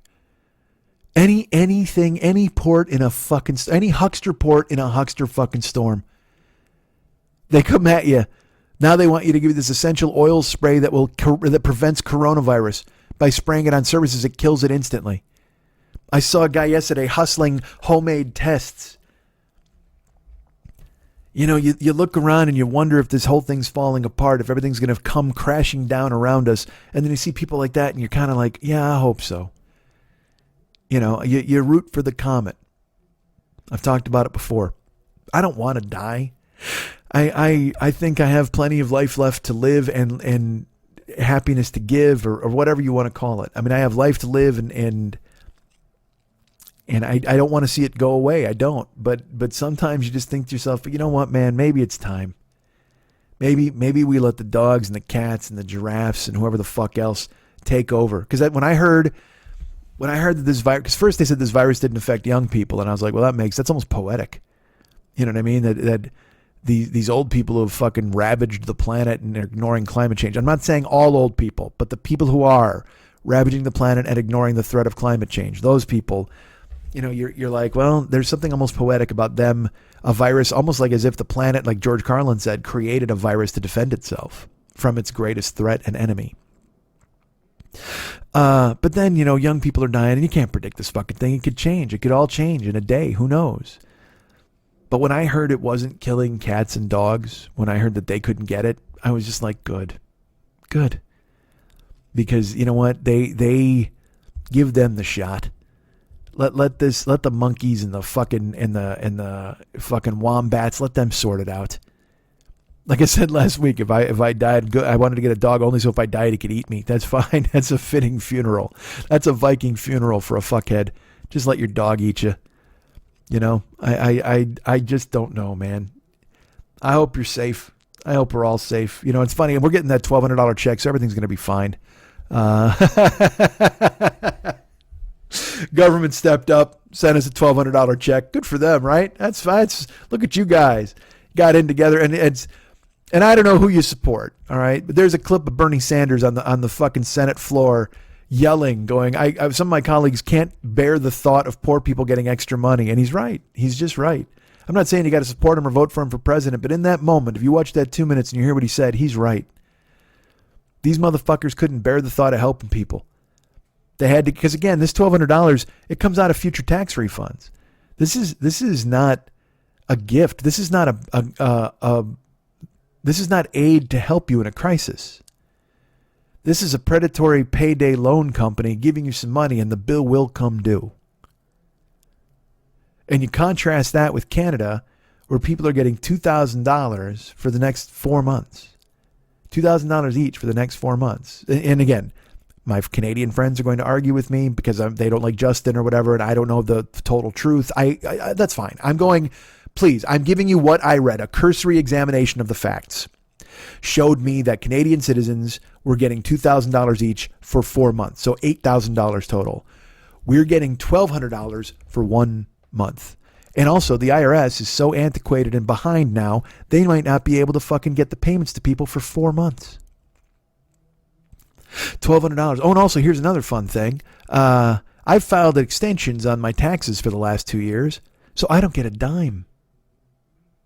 They are using it off their 2019 or 2018 tax returns, and because I didn't file, I don't get a check.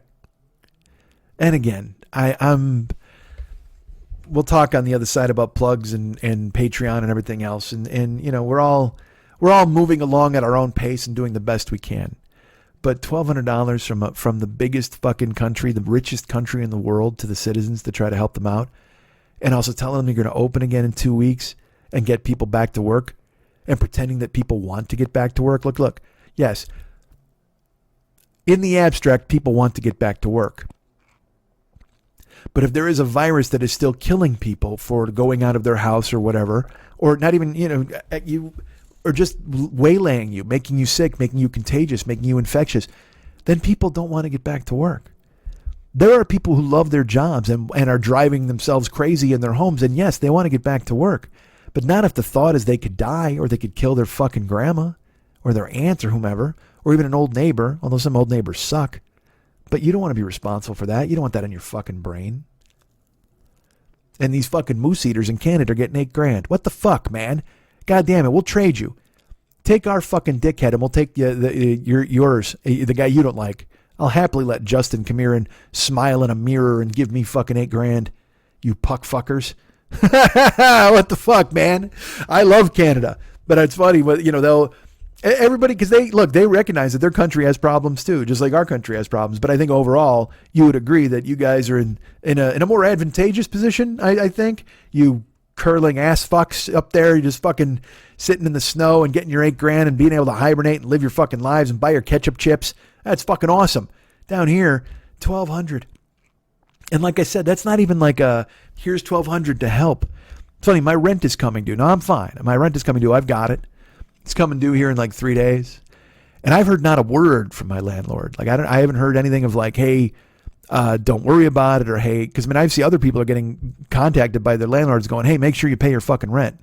Like landlords are desperate. And then there's people talking about a rent strike and all these other different things. Well, again, I'm in a very good position that I'm, as I've said, Patreon and Amazon pay for my rent. So I'm covered for March. We'll see what April does. We'll see what May does. We'll see what the world does going forward. I don't know, man. I don't know. But I will say that I hope you're okay. I will say that I hope you're happy and safe and doing the best you can. I hope you're quarantining. I hope you're social distancing. If you're not doing those things, I hope you have a good reason. I don't think there's a good reason, but I don't want to argue about it because I know that there are some people I know who still think this is a fucking hoax. I'm related to people who think this is a fucking hoax. And I don't understand that logic or mentality when you see the numbers, when you actually see what's happening. And it's just natural to worry. You know, we talk about old people being susceptible. I told you last week, my mom was literally told by her doctor, you have a lung and a half, and if you get this, you're dead. So I called my mom the other day, and my mom went to Walgreens. And you're supposed to drink water, and my mom, I fucking hate water. Yeah, I get it. But you got to drink water, all right? I know you're 76 or whatever the fuck, 77, but you're 77, you still have active cancer right now. You got a lung and a half. Don't go to fucking Walgreens. Just don't go. And it's that thing where you don't want, I don't want to tell my mom what to do. I don't want to be that guy.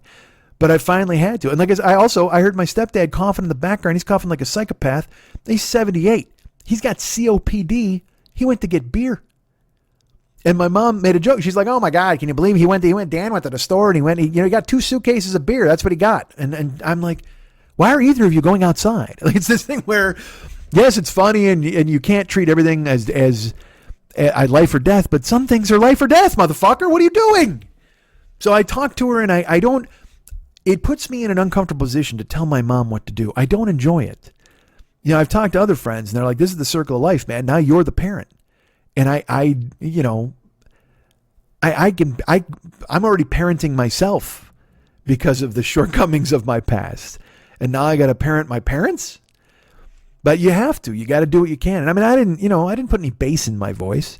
But we talked and we had a good talk about a bunch of things. And finally, and also, she doesn't think it's a hoax. She hates fucking Trump. She thinks, oh my God, people. But to her, it's like, I just went to the store. I'm like, yeah, but you could die going to the store. So at the end of the phone call, I just said, hey, Ma, I'm going to say this now. Whatever. You can't leave the house.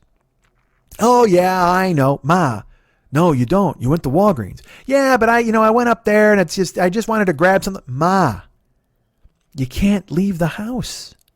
Yeah, I know. It's Dan's daughter said the same thing, and well, yes, because it's real. This is real. I know it's real. I see the stories. I see the numbers. Okay, then, because literally half the phone calls are going, can you believe this asshole's going to get people killed by lying to him about all this shit? The fuck is his problem? Doesn't he know that people listen to him and they're going to fucking die? And then at the end of the phone call, she's like, yeah, I went to Walgreens. What are you going to Walgreens for, man? So then I said, look, you and Dan can't leave the house. She goes, yeah, I know, but when you run out of, I go, Ma, because my mom's also sharp. It's not like she's like feeble. She orders shit from the Home Shopping Network all the time. She buys stuff on Amazon. I said, Ma, go to Amazon, get stuff delivered, go to Instacart, go to all of these things. They will send you. And she goes, yeah, Dan's daughter also. And I go, like, good for Dan's daughter. I'm glad she's stepping up. You have to listen to us. And she said, finally at the end of the phone call, she said, all right. You're right. I said, all right, you got to start drinking water. I fucking hate water. I know you do. I know you hate water. I know. You got to drink water. You got to do what you can. And also, you leave the house to go to the doctor, and that's it. I mean, I go, Mom, did or did not your doctor literally use the words, if you get this, you're dead? She goes, yeah, that's exactly what she said. And I said, okay, then guess what? Yeah, I know. You're right, son. You're right. Yeah, I'm right. Oh, Michael, I don't know. Just sometimes. Ma, no, don't. And then you leave it. You know what I mean? Because I can't call every day and go, what are you doing? You're staying inside? You're staying hydrated? Nobody wants that to be that fucking asshole who's just fucking looming and lurking and because then at that point someone's just going to go, I'm going to go to the fucking store just to shut this fucking guy up. You know what I mean? You wind up pushing people to the brink of doing things, and you don't want to be that person. I don't want to be that person. I don't want to. So I'm not telling you guys what to do. Live your lives and do the best you can, but understand this. And this is coming from me, which is crazy. This isn't about you. You stay in your house for other people. Yeah, you're staying safe. Yeah, you won't get sick, hopefully. We're doing the best we can with that. But if you go out, you could make other people sick. You could kill people. You could make them ill. Some old dude at the fucking bank, the store, whatever the fuck, anybody. I had to go to the bank the other day. And get this. I go to the fucking bank and there's a line outside. And we're all 6 feet away from one another, letting one person into the bank at a time. I finally get in. There's, the tellers are in there, and then there's one guy at a window, and he's leaning like really close to the window and talking. And I'm like, "What are you doing, you fuckhead? Back up!" And then they called me, and I had money that I had to put in my bank account, and I didn't go use the ATM because first of all, there was 15 people lined up at the ATM, and second of all, I'm not touching the ATM. I know that sounds ridiculous. I'm not Felix Unger, but I'm just doing my best to do what I can. So I go in and I hand her the cash, and it was $107. And I pass it under the thing, and because I had brought my recycling in, I had gotten some money, and then I had money from another job, whatever the fuck. Why am I explaining where my cash came from? I hand it under the window, and she goes, "Thank you." And she licks her fingers to count the money. Literally licked her finger, licked her thumb and her forefinger, and then counted the cash to separate it. And I was like, what? We're all going to die. That's the thing, is you see enough people out there doing the wrong thing. So when I say we should do the right thing, in your brain you just go, why? All these other motherfuckers doing the wrong thing. Look at these people at spring break. Look at these people at the beach in Chicago. Look at all these people. Yeah. So that's why if you're a smart thinking person, do your best to counteract that bullshit. And also stay in your house because those fucking people are out there. Don't look at it like, oh man, they got to go to spring break and have a great time. Go look at it as like, well, they jumped into a giant fucking gene pool bathtub that's going to wind up dying and killing a bunch of people. Stay the fuck out of their way.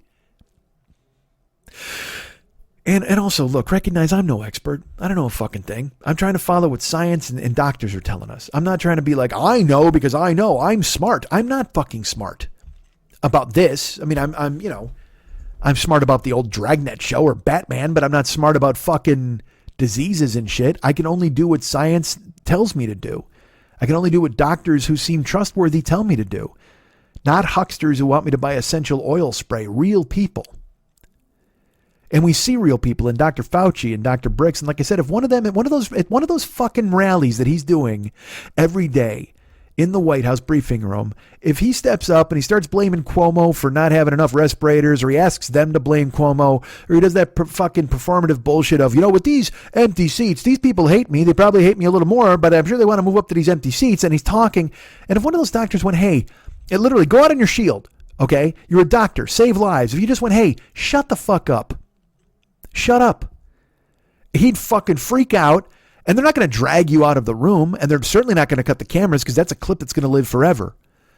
But as a doctor, because I know they all think, well, I've got to stay here because I'm doing the best I can. Or it's like when Mad Dog fucking Mattis or anybody else was like, well, if I wouldn't have been there, he really would have gone crazy. Well, why don't you instead come out the day it happens, come out and go, hey, he's crazy and I'm fucking leaving. We need to do something about this. It's dangerous. Instead of all of this, well, maybe, because they're all hedging their fucking bets that he's not crazy enough to ruin everything. That his narcissism will not permeate everything and destroy everything that has been built. But it's already in progress. This motherfucker has whittled out all of the foundations of whatever the fuck we thought we were, and it's going to collapse. It just is. And he doesn't give a fuck. Because he is just a fucking mobster, and they're banging this country out the back door. And all of us are Robert Patrick watching our sporting goods store go out. And eventually Tommy and fucking Ray Liotta are gonna light it up. They're gonna get the light bulbs and the paraffin and whatever the fuck else, and then it's all going up. And they don't give a shit because they make it a husk and they take what they want. This fucking bill where like the hotel industry or whatever the fuck, and there's a real estate loophole where they don't have to pay taxes if they lose money in real estate. What the fuck? What a bunch of scumbags. What a bunch of fucking sitting there, rubbing their hands together, counting every single fucking green dollar they can get their hands on, trying to fuck the poor people and doing it, succeeding. And this goes for Bernie and Elizabeth Warren. If they voted for it today, I didn't see. I'm sure it passed, but they had a chance to fucking say no and they didn't. They can strongly object. They can go ahead and rewrite whatever they want and insert whatever clause they want. But if there was one senator who would have gone, hey, I'm not on board with this. Have the courage of your convictions to just go, we have to help poor people, real people, not even poor people. Real fucking people need help. They need relief. But instead they give money to businesses. Fucking airlines. You got to be shitting me. Fucking charging $18 for a sandwich because there's no competition in the air. making you choose your seat, making the seats fucking smaller and smaller, telling you can't sit, you got to pay $25. Get the fuck out of here. Now you need money. Now you want fucking money. Fuck you. But they got it.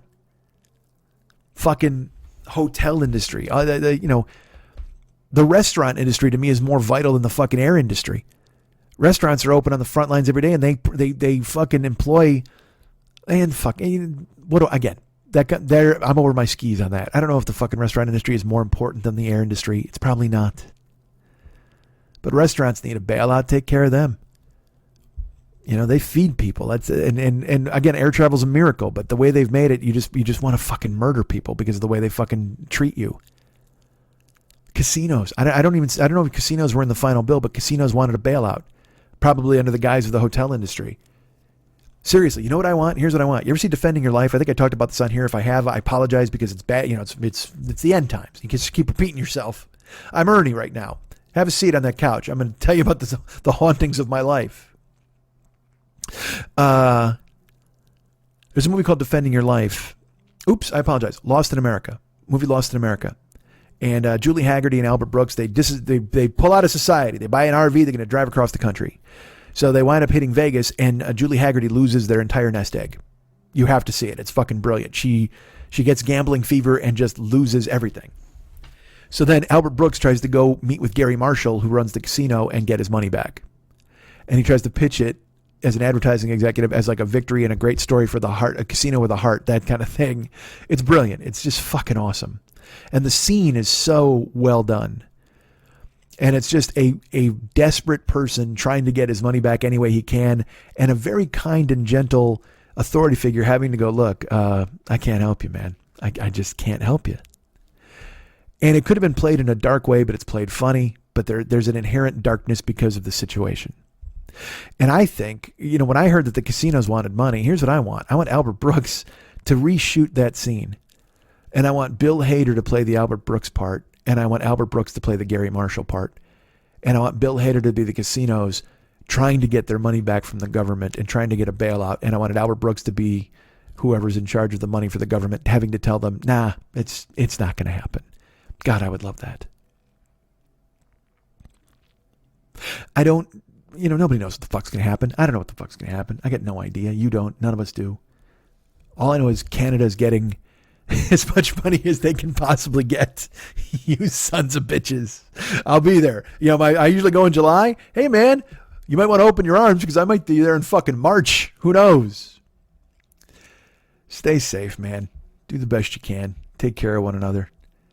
And hopefully, when this has run its course, as soon as it possibly can, myself and the rest of you guys won't find ourselves jobsolete. You guys can get me at Mike at MikeSchmidtComedy.com. You guys can be my friend at Facebook.com/the40yearoldboy. You can follow me at Twitter.com/the40yearoldboy. Also, I'm at Instagram and Snapchat at Mike40YOB.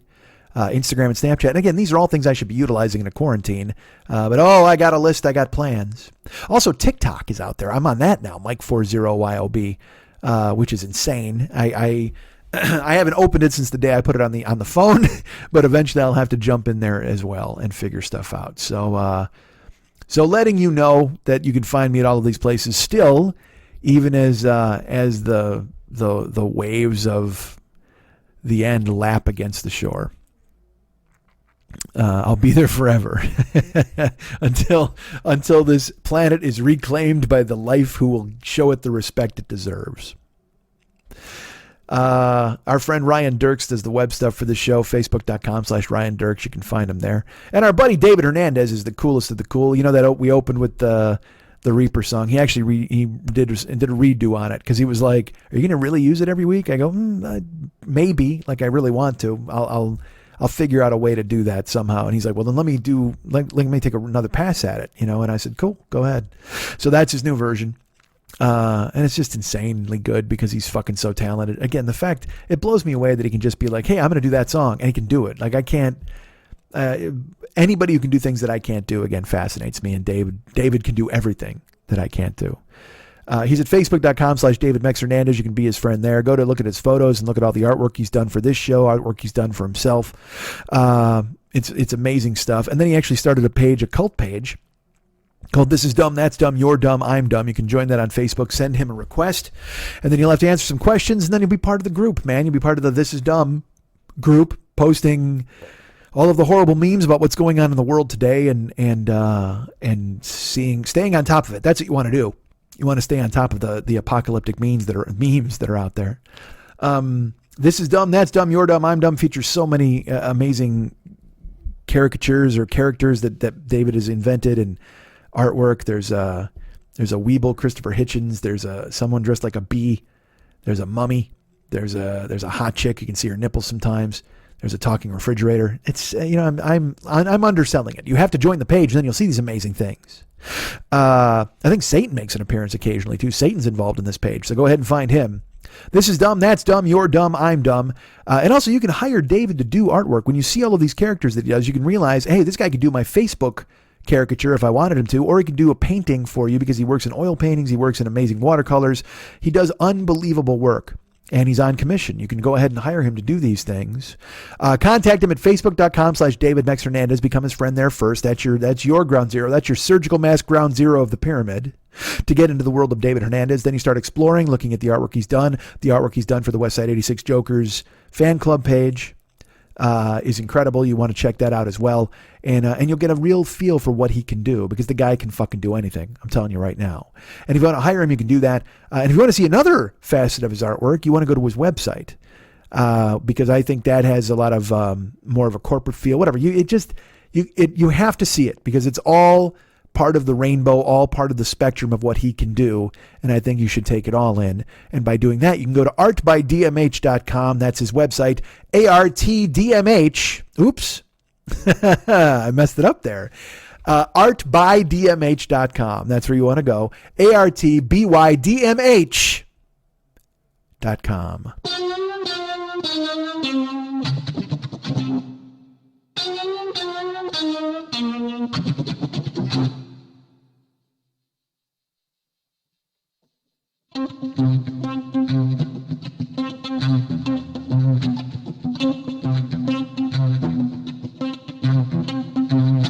Oh yeah.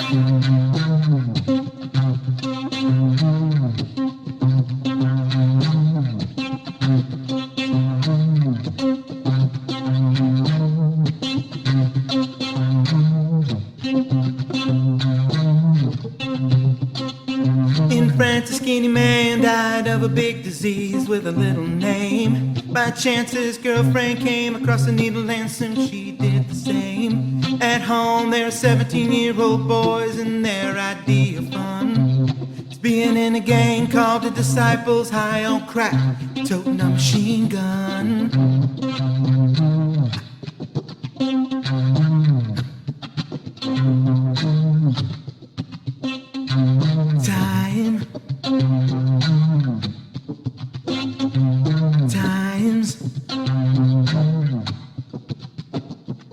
Hurricane and it ripped the ceiling off a church and killed everyone inside.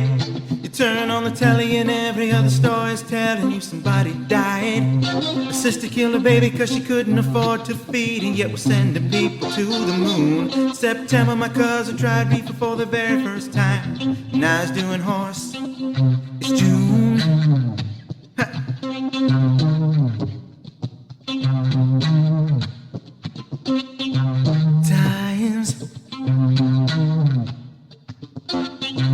Times. Is it silly? No. When a rocket ship explodes and everybody still wants to fly. Some say a man ain't happy unless a man truly dies. Oh, why time?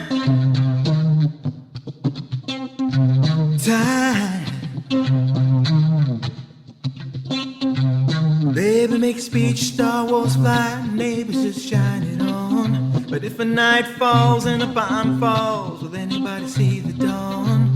Times.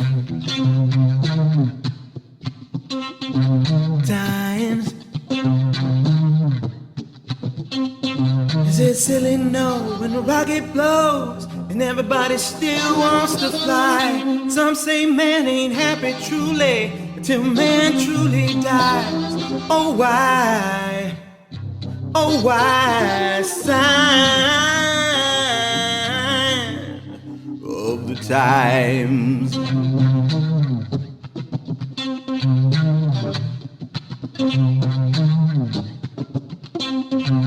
Dying,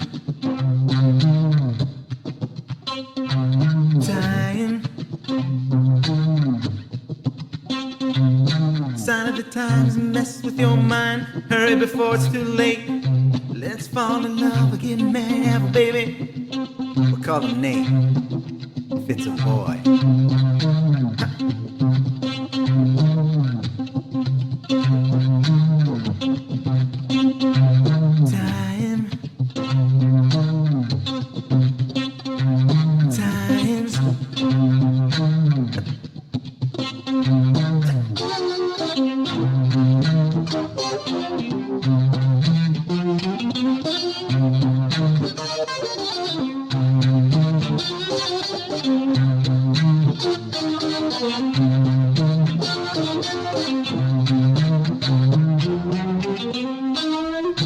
God damn. You know, we might be jobsolete, but David never will be. He's always going to have something to do. He's got a theme song to churn out or any other fucking artwork or anything he can do. The guy's just a fucking jack of all trades. He can do anything you want, anytime you need it. Again, I can't stress enough, hire the guy. You just heard another example of why he's the fucking greatest. So, David Mex Hernandez, Facebook.com/David Mex Hernandez. Go ahead and find him there. And that's just, he's just a fucking king. All right. So, hey, hi, how are you? Sponsors? Yes. Still got them. Shockingly enough, we do. Our good friend Rob Matsushita has the Knife Drop podcast. Now, I will tell you this. He's a little behind. He hasn't updated the podcast in a few weeks. He's got some technical behind-the-scenes stuff that he's taking care of. Plus, he might have another project or two in the pipeline that I can maybe tell you about in the future. But I will tell you right now, the Knife Drop podcast is available at Podbay, Stitcher, Anchor. And it's, you know, it's a small catalog, but a mighty catalog. Go ahead and download what you can and give it a listen, because what the fuck? Again, we're all just sitting in the house doing nothing. Our great friend, Fearful Jesuit of the Paranoid Strain podcast, he's going to murder me because unfortunately I have not been able to listen to his latest episode, even though I literally talked about how I'm trapped in my house doing things. It's to my detriment that I haven't listened to it, but I will tell you this. Here's why. His latest episode gets to the meat of the coronavirus. He did an emergency coronavirus episode, and in my defense, I've been living a little bit of coronavirus, a little too much, and also my shows have been about coronavirus. I've really been kind of submerged in it, and so I've put it off. It's a rude and wrong thing to do. But I will tell you that you should listen. I'm sure it's fantastic. I have not listened yet to the new one. I have listened to the previous ones about Philip K. Dick. I told you about whether reality is reality. I've listened to all of the episodes in the past. You should get those now. They're available in the iTunes store. Paranoid Strain podcast. Go ahead and subscribe in the iTunes store. Leave a review in the iTunes store mentioning us. That'd be fantastic. I'd love it. He'd know that you got us through him or got him through us or whatever the fuck. Write him a note. paranoidstrain@gmail.com. paranoidstrain@gmail.com. Reach out to our great friend Fearful Jesuit and tell him he's doing great things and amazing stuff with his podcast, because he is. He and Dana Unicorn sitting at microphones. And then he, like as I've mentioned, he sits in a small closet for the best sound quality. Now I'm in my office/living room, and you can hear my friend's television bleeding through the goddamn wall. So who's the more professional guy here? You're goddamn right, it's Fearful Jesuit.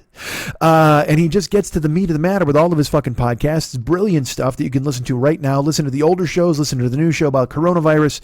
I will be listening. It's on my list of things to do when I'm not staring at a wall and doing nothing. And I know that sounds like, oh, you didn't do that instead and you chose to do nothing. Well, that's my pathology. I'm a fucking weirdo. Because there's also, I got a stack of books I should read. There's all sorts of stuff. But between streaming live stuff on Twitch and staying up until 7:30 in the morning, because that's the thing is, man, I have lost all discipline. I never had discipline, and this year I was doing really well. I was going to bed at a decent hour. I was getting up, hitting the gym, lifting, running, feeling good about it. And now I've just gone back into garbage and not exercising and staying up super late and watching YouTube clips. Like I watched, here's my new thing. I've been going to Classic Phillies because I love baseball. All right. I wound up doing my baseball draft, one of them, with my friends last Saturday. At the last minute, my brother Lenny asked me if I wanted to be in a baseball draft, and I'm like, sure. And we did it. We were going to do it online, but it's an auction. So I was like, I don't know, man. The juice of it is the auction in a live room and having fun. So the day we did it, we all signed in. And in the chat room, our buddy Rick wrote, hey, man, what if we did a Zoom for this?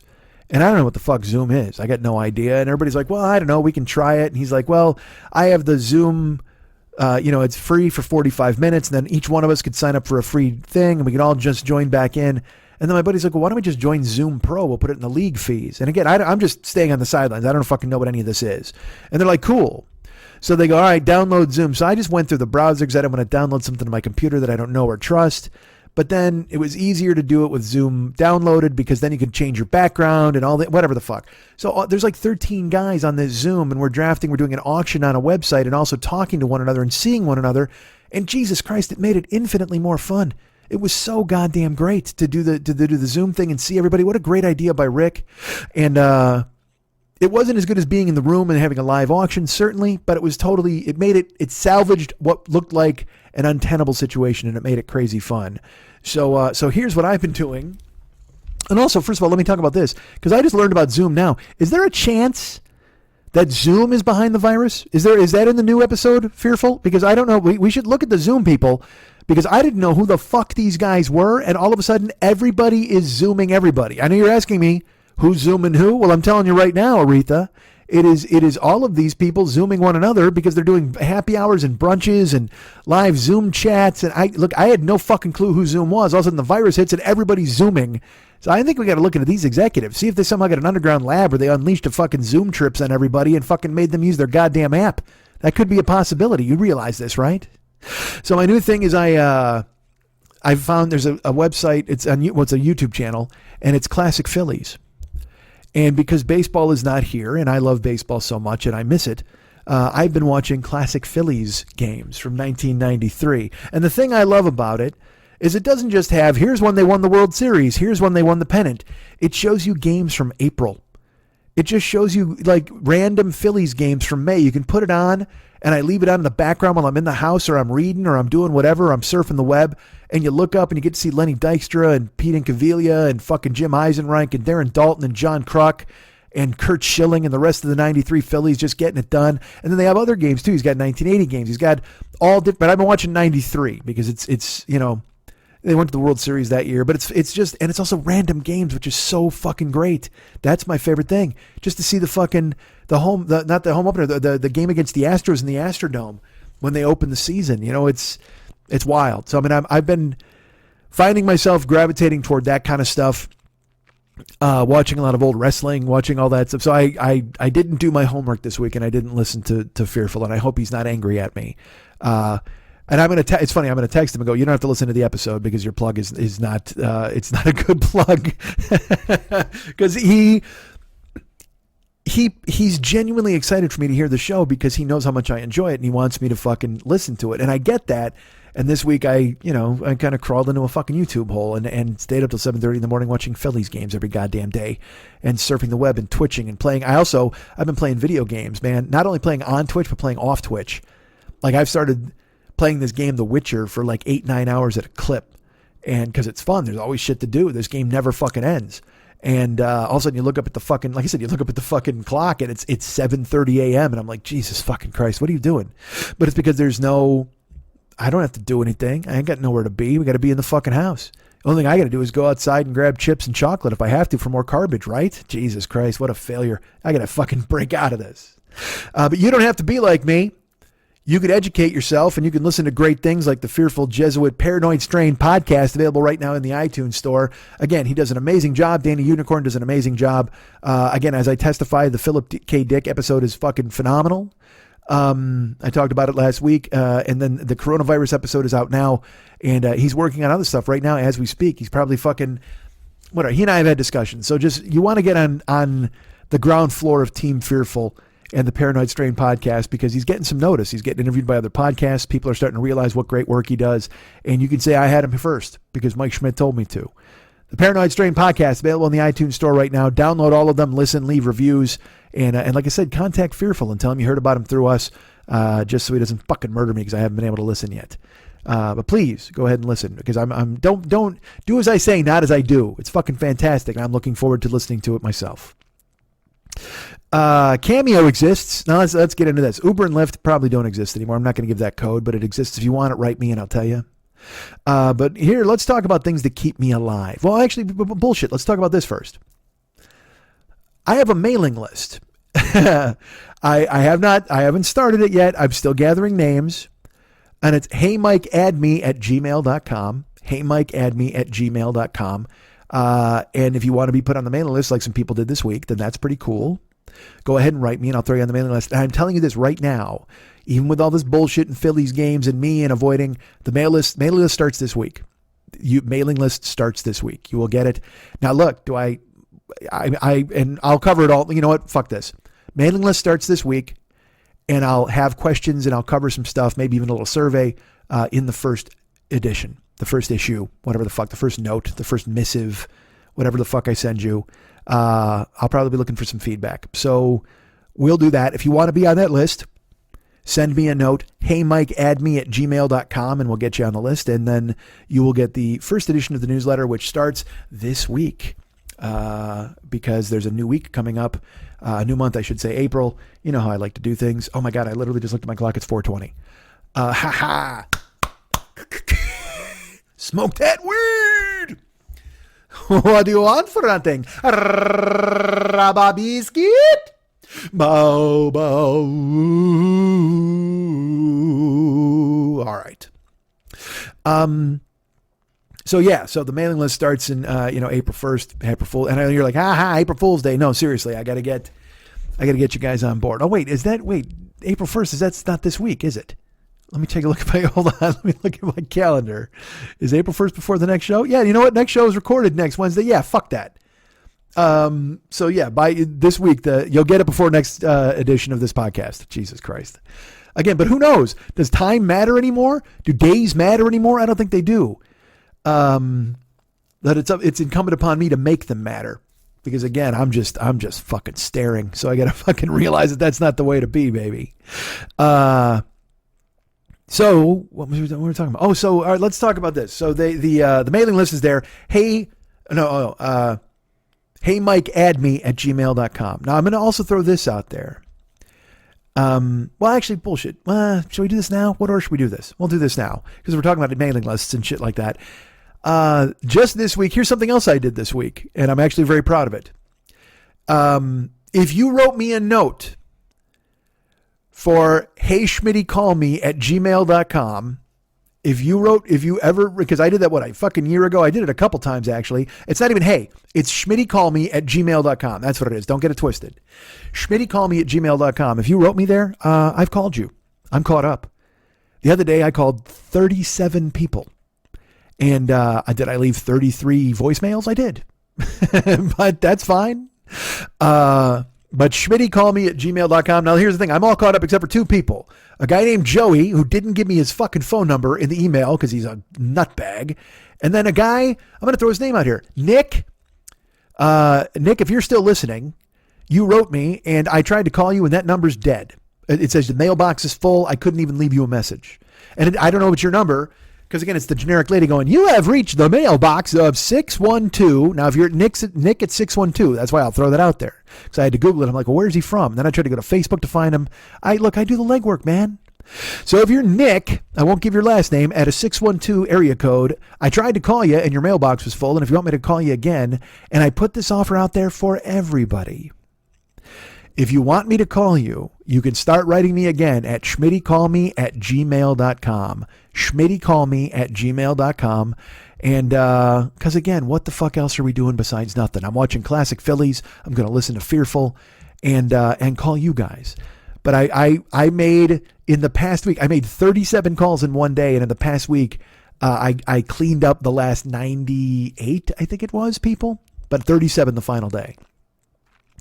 So if you're out there and you want me to call you, schmittycallme@gmail.com is back in business. schmittycallme@gmail.com. Go ahead and throw me your number and I'll give you a shout. That would be cool. I wouldn't mind reaching out and talking to you guys, because why the fuck not? I'm not going to Zoom you, but I'll call you. That seems like personal. It seems like a thing to do. All right, so there's hey Mike, add me at gmail.com, Schmitty call me at gmail.com. Don't forget to include your phone number, please, on Schmitty call me, and hey Mike, add me. We'll put you on the mailing list, which starts next week. So there you go. And now let's talk about keeping me alive. How about that? First of all, there are thanks in order to a lot of other people who stepped up. You know, as I've talked about, and I don't mean to be this guy, but we all know where we're at. With me being jobsolete, this is my gig. And I wanted it to be my gig for a long time. This was the year of I Will, where we were going to make this my gig. Well, Ireland has been postponed. I can't go out and do stand-up, and I don't know what stand-up's even going to look like on the other side of this. So this is the gig. And I like it, even though I'm putting out a fucking show on a Friday night, which is ridiculous. But I hope you guys are you're giving me a little bit of leeway here, even though you've been giving me a little leeway for like a couple years now, and you're very nice. Thank you. And I'll be better. But as I've mentioned, Patreon exists. You know, there are people who've signed up this week. Our friend Diane and her little monsters in Ohio. She signed up for Patreon, and it made me very happy. Thank you so much, Diane. I'm glad you thought of me. And our great friend Cameron has bumped his. He was already a person who was donating every month, and he bumped his donation up.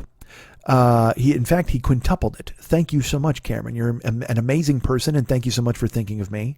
So Diane on Patreon and Cameron and Patreon. Also, our friend, I'm going to say the name, Chad Thomas Watson. He went ahead and signed up. He's a new Patreon guy. Thank you, Chad Thomas. I appreciate you signing up and becoming a new Patreon person for me. That helps me immeasurably, because again, this is the gig now. And as I've put out the bat signal, if you're going to support this show, this is a really good time to do it. And thank you so much for thinking of me. And also our great friend Rick Brown, new Patreon subscriber Rick Brown, has stepped up. Thank you, Rick. Any amount helps, and thank you for thinking of the amount that you did and going ahead and contributing to the Patreon. Now look, should I be more active on the Patreon? I should. There's no doubt. I should be doing so many different things. I should stop staring at Phillies games. And I have a list. I have plans. I have ideas. I have hopes. I want to do things. And I hope you will indulge me. Because again, I told you, I thought about doing this as a daily show. I thought about doing a daily live stream in the morning. I thought about, because again, with YouTube, I should start reviewing things. All of these things, our friend Liana is like, you really should. My buddy John. And I still fight with the fucking hurdle of, well, I mean, you're just a voice in the fucking fog then. Everybody's doing that shit. What are you doing? It's low-hanging fruit. I'm still fighting that battle, and I'll get past it. I will. So the YouTube channel exists. You can actually subscribe to the YouTube channel now. It's youtube.com. Just look for the 40-Year-Old Boy YouTube channel. Go ahead and subscribe to that. I would appreciate it very much. Because the more subscribers I have, the more YouTube thinks, oh, okay, that's a guy. And maybe they feature me with an algorithm or whatever the fuck. And, we got to start putting Twitch clips on there. I got to start doing a bunch. Look, I gotta. I will. Okay. I will. I promise. These are things I have to do.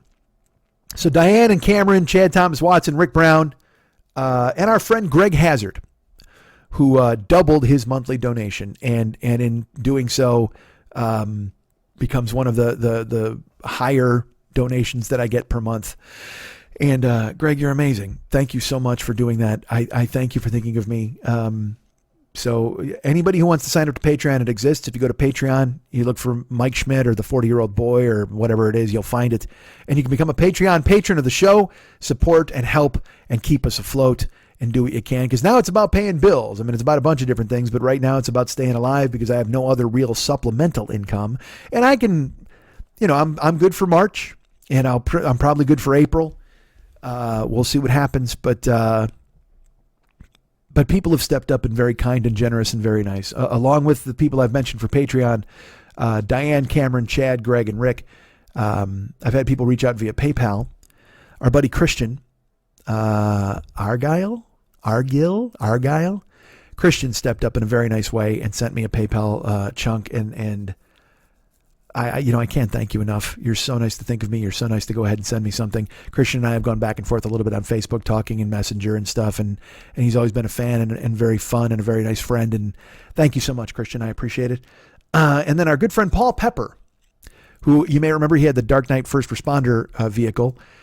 He sponsored the show for a little bit, but Paul has actually stepped up here and helped me out. He actually called him on one of the days when I was wrapping up all the phone calls, because I owed him a call for schmittycallme@gmail.com. He's seen me a couple of times live, And he and his wife, Gloria, have always been very kind to me.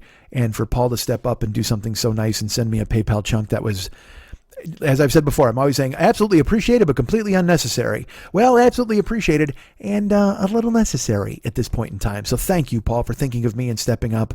And also, Paul works, Paul's an over-the-road truck guy, man. I mean, he's out there in the mix. He's still an essential worker, and he's getting it done. And for him to think of me in this time is amazing. So thank you very much, Paul. And thank you, David L. Williams. Now, David L. has been around from the beginning. David L. has helped me in ways other than monetarily, because I've talked about it on here before. When I was doing the one man, David L. took the 7-Eleven story and transcribed it for me, so I would have it to kind of study and red pen and get it ready for the stage. He took the edition, the one that I told here on the show, I believe, and broke it down. I don't remember where he got it. I don't know where he got it, but whatever. He fucking transcribed like 30 pages of the 7-Eleven story and allowed me to have that as a working text. And I can't thank him enough for that. Well, now he's in Pennsylvania. He's a playwright. He's doing very well. He's got, his wife is working. She's doing online stuff. And I called him, actually. He's another guy that I actually called. But the difference, it's funny. He had sent me a very nice PayPal donation. And then I called him because I owed him a call for Schmitty Call Me anyway. But I called Paul Pepper and then he sent me a PayPal donation. So it's amazing to have people who I reach out to and I wind up getting to speak to and thank. I didn't get to thank Paul in person for his donation because it came after, but I'm doing so now. So Paul and David and Christian, Diane and Cameron, Chad and Greg and Rick, thank you all for stepping up via Patreon and PayPal and making things a little less scary in these jobsolete times. I appreciate you reaching out and making that happen. You guys can do that too. The PayPal link is available on the website, MikeSchmidtComedy.com. In the upper left-hand corner of virtually every page, you'll see a little Schmitty with his pocket out. It says donate. You can click on that and do just that if you want. Any amount helps. I'm not being that guy, but thank you so much. It's like our buddy Troy signed up for Uber, and Uber told me I was going to get $10. And I was like, well, that's fucking $10 you didn't have yesterday, so I'll take that.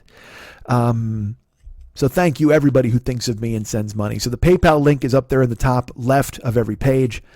We have the Amazon link on. As long as you're at MikeSchmidtComedy.com, we're all using Amazon these days, so this can really help. Go to the merchandise page, click on the Amazon link there. The merchandise page used to be the Joe Business page, but now it's the merchandise page. You click on the Amazon link and you're shopping, and that costs you nothing. Man, that's just you shopping, and we get a taste of whatever you're buying. Thank you so much for thinking of me there. I appreciate it very much. Yeah, that's the best. You're going on a shopping trip, and we just get a percentage, and that really helps. Like I said, that chunk a month, it's been varying a lot. Around the holidays, obviously it spikes a little bit, but it's gone down because people are, I don't know if they're protesting Amazon, whatever. It doesn't matter. You need to know what fucking logistics behind the inside football, whatever, inside baseball, inside any sport. But what you can do is go to Amazon, go to MikeSchmidtComedy.com, go to the merchandise page, click on the Amazon link, and then we get money, they get money, you get stuff. You're shopping, we get a taste of it, they get their money, you get your stuff. It works out perfectly. It's a great relationship. We get money, they get money, you get stuff. Go ahead and do that, please, at Amazon and use the link. I appreciate it very much. Patreon, like I said, you can look for me and go ahead and sign up and become a patron there. Cameo, you can book me to do a phone call thing. Thank you to our friend Tanya in Canada, who's lovely and had me do a podcast, mini podcast, so to speak, on Cameo. And I was very proud and happy to do it because she's like, do it for the Westside 86 Jokers family. And so I did. Very nice of you to think of me, Tanya. I appreciate it up in Canada because I mentioned Tanya last week, gave me a PayPal donation as well. So absolutely incredible. The people who have reached out and are still reaching out and helping me and helping the show, and it makes me very happy. Thank you. So we have a Twitch channel as well. I'm on there virtually every day playing video games, and while you're there, you can actually contribute bits. You can subscribe to the channel, which gives me money. You can use an Amazon Prime subscription, and that gets me $5. And again, as I've mentioned, every amount helps. I appreciate it. And a special thank you to our friend Jeremy and our friends Manny Mo. They are consistently giving money on the page. Everybody who subscribes via Amazon, Twitch, and everybody who does that, you're the best. Everybody who has a subscription and follows along on the Twitch page, you're great. But our friend Jeremy, who is, you may remember, one of the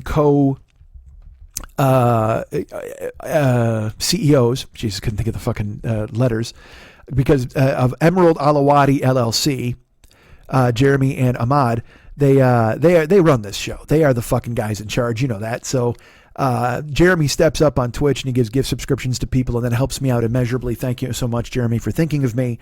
Manny Mo is in the stream all the time, and he'll always come through with like a donation. He's like the top cash donation guy. You know, Jeremy gives subscriptions and Manny Mo gives money. And I mean, these guys are they're fucking, it's funny. There's a scene in Boogie Nights where Burt Reynolds goes, the Colonel puts up all of the money for the films. It's a very important part of the process. Well, Jeremy and Manny Mo would be co-colonels on Twitch. And in my real life, you know, there's the Patreon people and Amazon.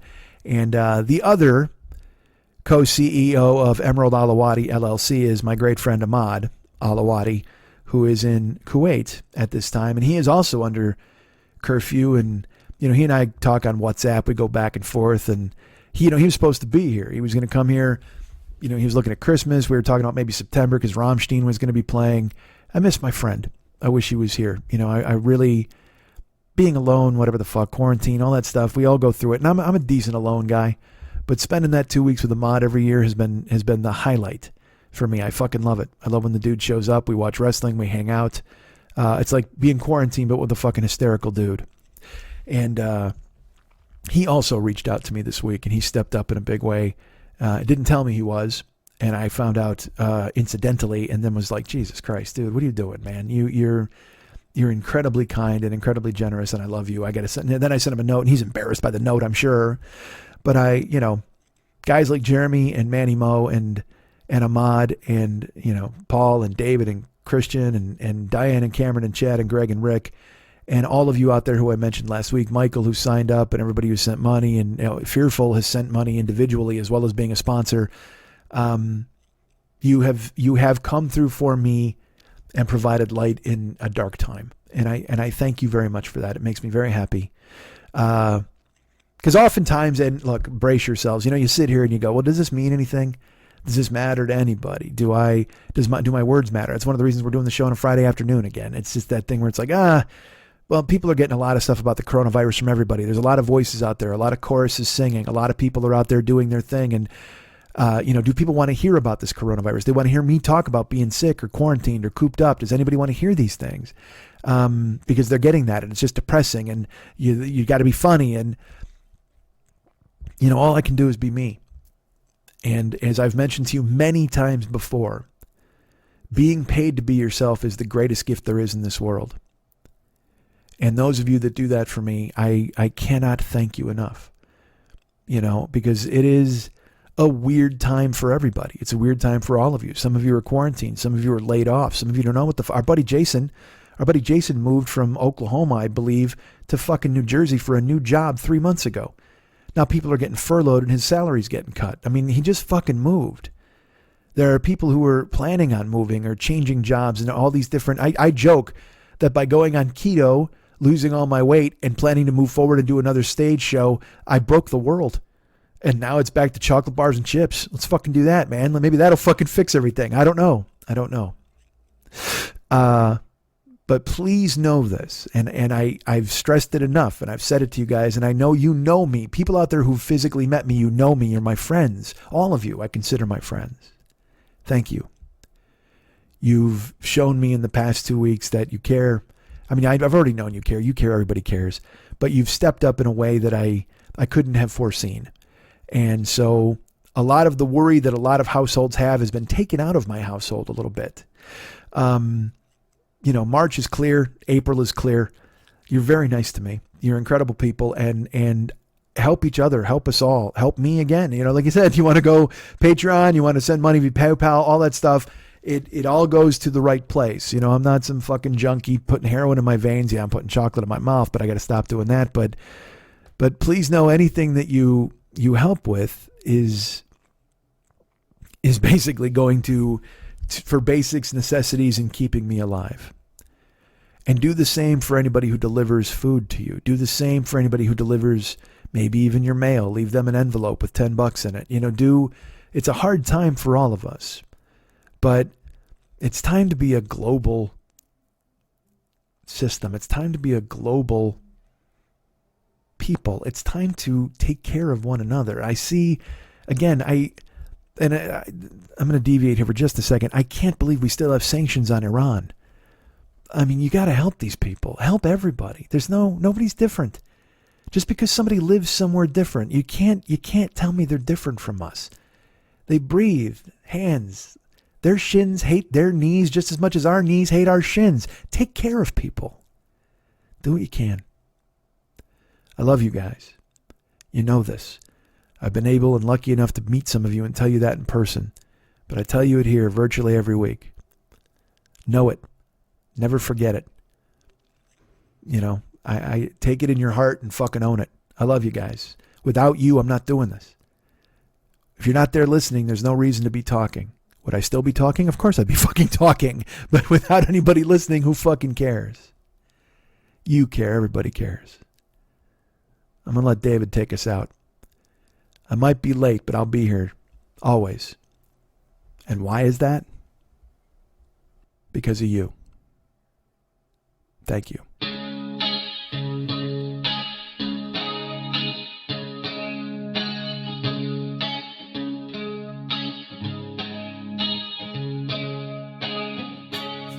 There is freedom within, there is freedom without.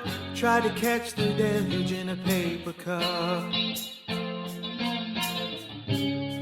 There's a battle ahead, many battles are lost, but you'll never see the end of the road while you're traveling with me.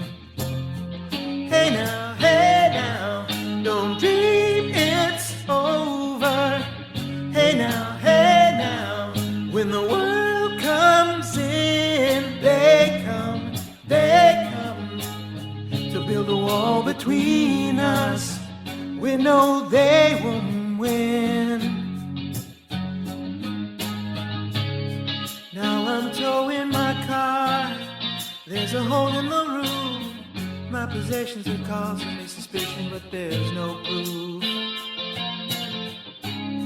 In the paper today, tales of war and of waste, but you turn right over to the TV page. Hey now, don't dream it's over.